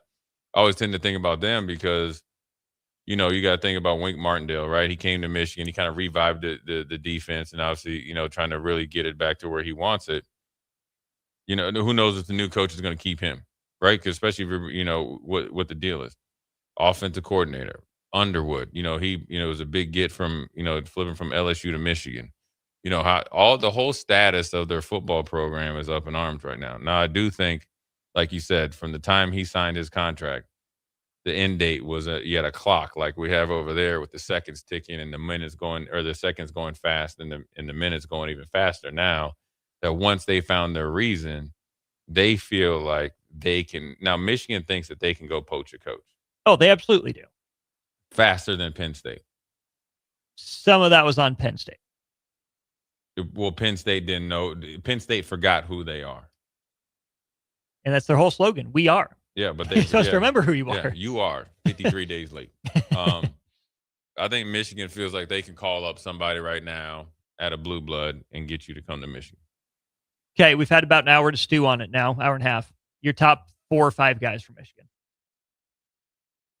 Depending on how the college football playoffs go, I would say. I think right now you got Paggi? You got him. Yeah, you got he's him. your interim. So he's fine. You've done it. Look. You got 2 weeks before. This year worked out pretty well. Yeah. So you don't have to worry about making a immediate decision. You don't have to jump out of the bowl game, right? And all that. I'd probably say Kalen DeBoer, depending on how the playoffs go. They get trounced by Oklahoma, or if he just gets sick of it. I don't know if Michigan wants to stretch that much financially unless they know 100% they don't have to pay Sharon Moore that $17 million. Right. Which isn't a lot of money for a buyout for a coach that's at Michigan, which they're getting off easy then. Again, kind of why you hired him. Right. Then you think a mentor, but a mentor, or that's a D coordinator at San Diego or at the Los Angeles Chargers. But you're in a sticky situation with Connor Stallions and Harbaugh. That's He's got the show cause for a year. yeah, that's probably PR. You just have one. You got a PR mess right now, and bring this dude in. You just asking for the NCAA to be snooping around on campus. Tier C guy. I would say right now, I'd say Jed Fish. He's been there before. He does have ties to Harbaugh, both of them. Mm-hmm. Done well at Washington. Can recruit. You can, get out of get the guys from Washington to come there, so you can bring your guys with you, kind of like Signetti. Probably could put a good staff together. He knows of or maybe went against Wink Martindale at some point in time in the league. You probably have somebody in place that probably could step right in at Washington because he has a pretty good coaching tree, and it fits him. And there's opportunity there. I mean, there was the stuff that he was thinking about bouncing and potentially probably took some calls. I mean, his name has been floated around for every job. UCLA, one of the SEC jobs, Florida. Yeah. You don't get that out of nowhere. I think that Fish and Clark Lee are my two most likely poach options. Here's my problem with Clark Lee. Not my problem. The problem that you might run into. Clark Lee went to Vanderbilt. Yeah. It's their school. They're building it up. He's got a nice deal down there. Are they private? I assume so. That means you get plenty of nice little extra checks. Checks or just checks? Yeah, you get some nice little checks.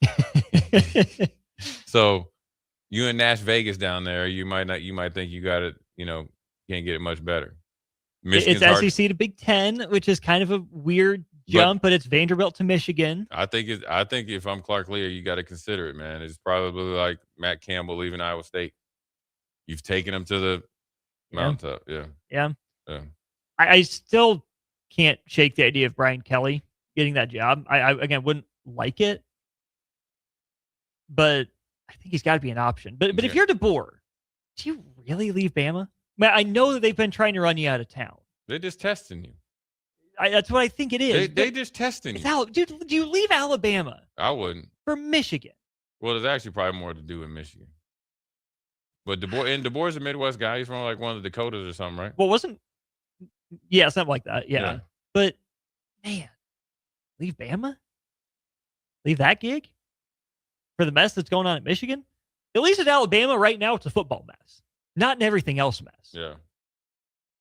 Yeah, I don't know if I would, but you know who likes Bama, though. Same Michigan team that beat you for their fake national championship? Yeah. But I don't think he would do it. I think DeBoer end up doing pretty well at Bama. I think I saw some more, like, outside of his regular personality when need be. He's got some little quiet sass and toughness. So the other option that came up between you and I in the text on was PJ Fleck. I ain't having it. Now, he was up at Western Michigan. He was up at Penn State? No, he coached at Western Michigan before? Yeah. It was really good. I'm just thinking, if he was an option for Penn State, is Michigan really that far above Penn State that he shouldn't at least be a call? Maybe. This is the last choice. You struck out twice. Yeah. If you get that call. We got an interesting text here. 4275. Do you think we can get Ernest Hausman to come back? His eligibility done, ain't it? Ooh, what it and be? He been like a healthy scratch. He's been like missing in action, right? He didn't play the last two games. He is 22 years old, so I'm going to assume. How about this? 22 hours ago, Sharon Moore addresses Ernest Hausman's status with Michigan. Team captain missed the final two games against Maryland and Ohio State. Moore explained Hausman is dealing with some personal things and also still trying to recover from a thumb injury. Here's the quote. Ernest is going through some things that I don't really want to talk on or speak on, things from a personal standpoint. He's also been dealing with a thumb that happened in the Northwestern game. So just things that he's been dealing with, and we're just here to support him. And it says then if Ernest Hausman does not play in the Citrus Bowl, it will mean that he played the final game as a Michigan Wolverine on November 15th. Yeah. Yeah, I think that, I kind of did some digging even a couple of weeks ago. That he's back at home, where he's originally from, and thinking about like possibly not playing football. First of all, I can tell you this right now. Now the NFL don't care, right? If you miss 2 games and you missed the Ohio State game, and say you're back home, you ain't getting drafted because they're like, we can't trust you showing up here. Right. So, I think that when they did that, like that Big Ten kind of like an E60 thing on him, and he's from here and adopted, and he was able to go see his family and stuff. I think that opened up some stuff that he wanted to go research, and so you wish him the best at that. And I like him. I think he's a really good player. I'm pretty sure he's pretty glad to be gone, but be a captain and be gone, that'd be tough. Be a captain, be gone. Miss Ohio State. Just leave my. It's got to be a pretty big calling. And here's the thing: you've played linebacker. You know that you use your thumb, but we've also seen linebackers play with the cast or the shield before. Yeah. So I'm sure it's probably trying to soften it a little bit, but Jerron Moore got a lot more things to worry about. I got a feeling since he put out that statement like 20-some hours ago, he had no idea that they were on the business. He didn't. No idea. He probably just. When do you think he found out? When we all found out. And the thing is, man, if you see found out from the social media report, if you seen this brother down at that Big Ten Media Day, I was like, man, first of all, I didn't realize he used to be an offensive lineman. Mm-hmm. So you too big wearing skinny jeans with like bedazzled penny loafers. Maybe that's why Ernest Hausman didn't play. Ernest may have been trying to get in touch with his roots while Jerron Moore was trying to get away from his. Man, I said, listen, man. I said, this dude here, this dude here is funny. I just watched him a little bit because I was in there talking to Jed Fish, right? So he comes walking in there. I said, so I'm walking. So as I'm talking to Jed, I'm just kind of like peeping him out. I said, yeah, you everybody I thought you were. You a funny dude. And it had nothing to do with what happened today. But but I guarantee you he found. I just wonder if he was at work watching tape. Like just coming off practice. Hey man, how you doing, man? Everything good? Hey, let's. You want to explain this? No, I do not. Hey, okay, hey, the best thing, hey, you can do is like, I gotta put my reading glasses on. Don't worry about it, I'm gonna read it. Hey, my uncle be like, I gotta put my reading glasses on. No, I'm gonna read this to you. Get your listening ears on, not your reading glasses. Yeah, come a little closer. Yeah, you are fired. But the thing is, they'll just bring the like sheriffs or whatever, and they'll just walk you straight out. Hey, you got your keys to your car, or they just give it to you. That's it. I've seen that only one time in the NFL. I was like, dang. And it wasn't even any resistance. Yeah. They just meet you there and you just know. It's like Men in Black. Hey, come with me. Step over here. Yeah. Look right here. I'm sure he wishes or whatever. But you know what? I mean, there's collateral damage indirectly, from this decision. So you obviously feel for them because, I have no love for Michigan. Just more or less just I know that a lot of people are going to have to be moving. You got kids and all that stuff. Yeah. So you got to take that stuff serious. So we're going to take serious. We're going to take serious to get into the break. We'll be right back. Jay Foreman, Austin Norman. I'll be right back. Watch Old School live on Facebook, YouTube, or Twitch. Old School with Foreman and Norman on 93.7 The Ticket and theticketfm.com. Load up on meat and more this spring at the Mercado by Certified Piedmontese with great selections of T-bones, tomahawks, ribeyes, filet mignon, brisket, sirloin, and so much more. The Mercado has locations at 84th and Havelock, 30th and Yankee Hill, and now 85th and Old Cheney in Lincoln, where you can have $2 draft beer every Thursday night from 4 to 8 p.m. and half-price espresso drinks on Fridays from 8 a.m. to 2 p.m. Get to the Mercado today for the best meat in town.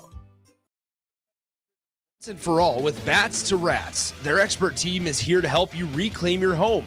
No more sleepless nights caused by crawling critters or flapping wings. Bats to Rats ensures a safe environment for every family member. Check the website at batstorats.com for amazing offers. And if you mention this ad, you'll receive $10 off your initial inspection cost. Call Bats to Rats today at 402-781-8691. That's 402-781-8691. Bats to Rats. This holiday season, give the gift of good taste with a gift card from Valentino's. During double discount days, double your discount from $5 to $10 free with a $50 gift card purchase. Valentino's handcrafted pizza has been a family favorite for generations, and our gift cards make the perfect holiday gift. And right now, during gift card double discount days, when you buy $50 in gift cards, get a $10 gift card free. Happy holidays from Valentino's. With UBT, you've got total control over your money. Like Doug, who runs his game day tailgate like a well-oiled machine. I got burgers, brats, chicken, dogs, plus all the fixins. And with the UBT Go app, I can track my food spending from anywhere. Pro move. They don't call me Grill Sergeant for nothing. No matter your goals, UBT helps you feel good about reaching them. Union Bank and Trust. Member FDIC. This is your year to win way more than bragging rights. At Warhorse Casino, your love of the game could earn you serious cash. The Pro Football Frenzy is free to play with cash prizes all season long, like up to $1,000 weekly, with your chance at $1 million, all while earning tier points and comp points every time you place a sports bet. Only at Warhorse Casino. Wagers may only be placed on Nebraska-based teams when played outside the state of Nebraska. Must be 21 or older to gamble. Gambling problem? Call 1-833-BET-OVER. At Raising Cane's, we focus on being the best at one thing and getting it right every time. Which is why every chicken finger meal we serve is marinated, hand-battered, cooked to order, and made just for you. Quality isn't complicated, and our menu is proof. Raising Cane's chicken fingers, one love. Skip the line and order with our app or online. MWR is dedicated to building attractive, affordable steel buildings that exceed your expectations. From commercial to residential to agriculture storage, steel buildings are cost-effective, attractive, and versatile. Plus, they're a lasting investment and an ideal choice. MWR uses Sentinel Building Systems out of Albion and can service you all over the state and region. If you have interest in a steel building, post-frame building, or fencing, give MWR a call today at 402-980-5273 or go to mwrbuildingandfence.com. Join Landmark Implement, your local John Deere dealer, for upcoming Parts and Service Expo events. Get 12% off parts the day of your local event. Can't make it? You can still save 10% on parts and 20% off planter parts December 1st through the 12th. It's the best time of the year to stock up on oil and filters. Grab John Deere gifts for under the tree and schedule your service inspections. Don't miss out. These deals only come around once a year at Landmark Implement. Find your nearest expo at landmarkimp.com and experience the Landmark difference. Are you looking for an exciting new way to put your skills to work? Explore new career options in the fintech industry at Currency, a Sandhills global company. We offer full-time positions in financial sales, compliance, operations, and other fields. We also offer a 4.5-day work week, an attractive benefits package, and opportunities for advancement. Put your motivation to work and grow with us at Currency. Visit gocurrency.com/careers to learn more. Back to Old School with Foreman and Orman on 93.7 The Ticket and theticketfm.com.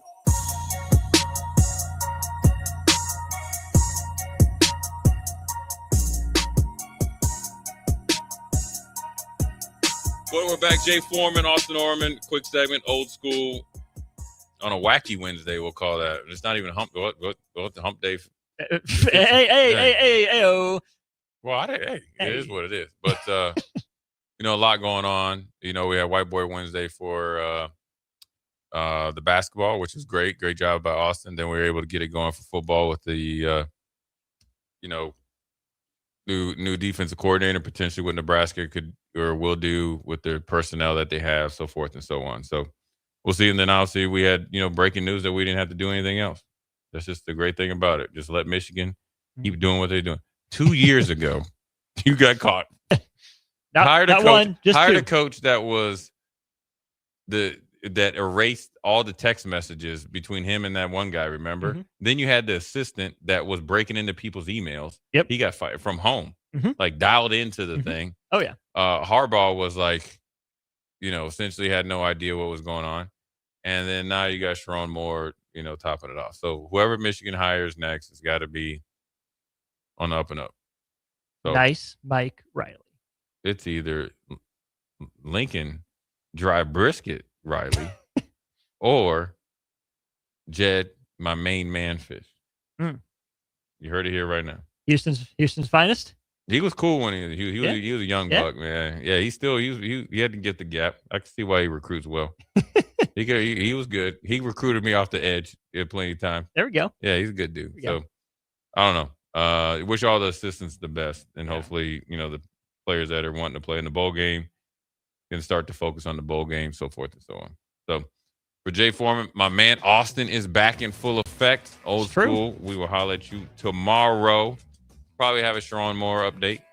We will have Jason Peters from I3 Bank for the Lighthouse Christmas event and tomorrow at some time. And then right now we're turning over to Bill Michener with Lighthouse. Talk about next week, next Tuesday. Donate $125. Takes care of the kid. I'm in 2 or 3 times. Jay Foreman, Austin Norman will holler at you.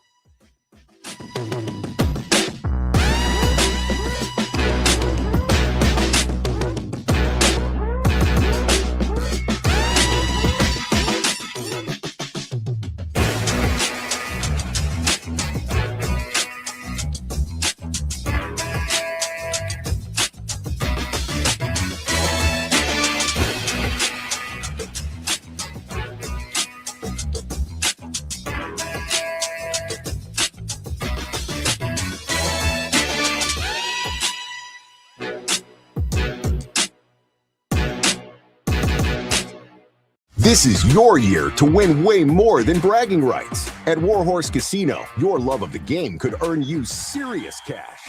The Pro Football Frenzy is free to play with cash prizes all season long, like up to $1,000 weekly, with your chance at $1 million, all while earning tier points and comp points every time you place a sports bet. Only at Warhorse Casino. Wagers may only be placed on Nebraska-based teams when played outside the state of Nebraska. Must be 21 or older to gamble. Gambling problem? Call 1-833-BET-OVER. Tired of asking what's for dinner? Nourished for Life has got you covered. At Nourished, they're a local meal prep company that delivers fresh, chef-crafted, healthy meals straight to your door. Made from wholesome ingredients and ready when you are. No shopping, no chopping. Just heat, eat, and enjoy every night of the week. Fuel your busy days with balanced meals that are designed to keep you satisfied and energized. Visit nourishedforlife.co to purchase meals and taste the convenience of home-cooked comfort without the hassle. Happy holidays, Nebraska! The Christmas event of the year is coming to the Lead Center. A Christmas Story, the musical, with all your favorite funny gags. The Fragile leg lamp, the Red Ryder BB gun, the ridiculous pink bunny suit, and more. All the fun of the movie, now with singing and dancing as seen on Broadway, with music by Pasek and Paul, the writers of The Greatest Showman. We triple dog dare you to get your tickets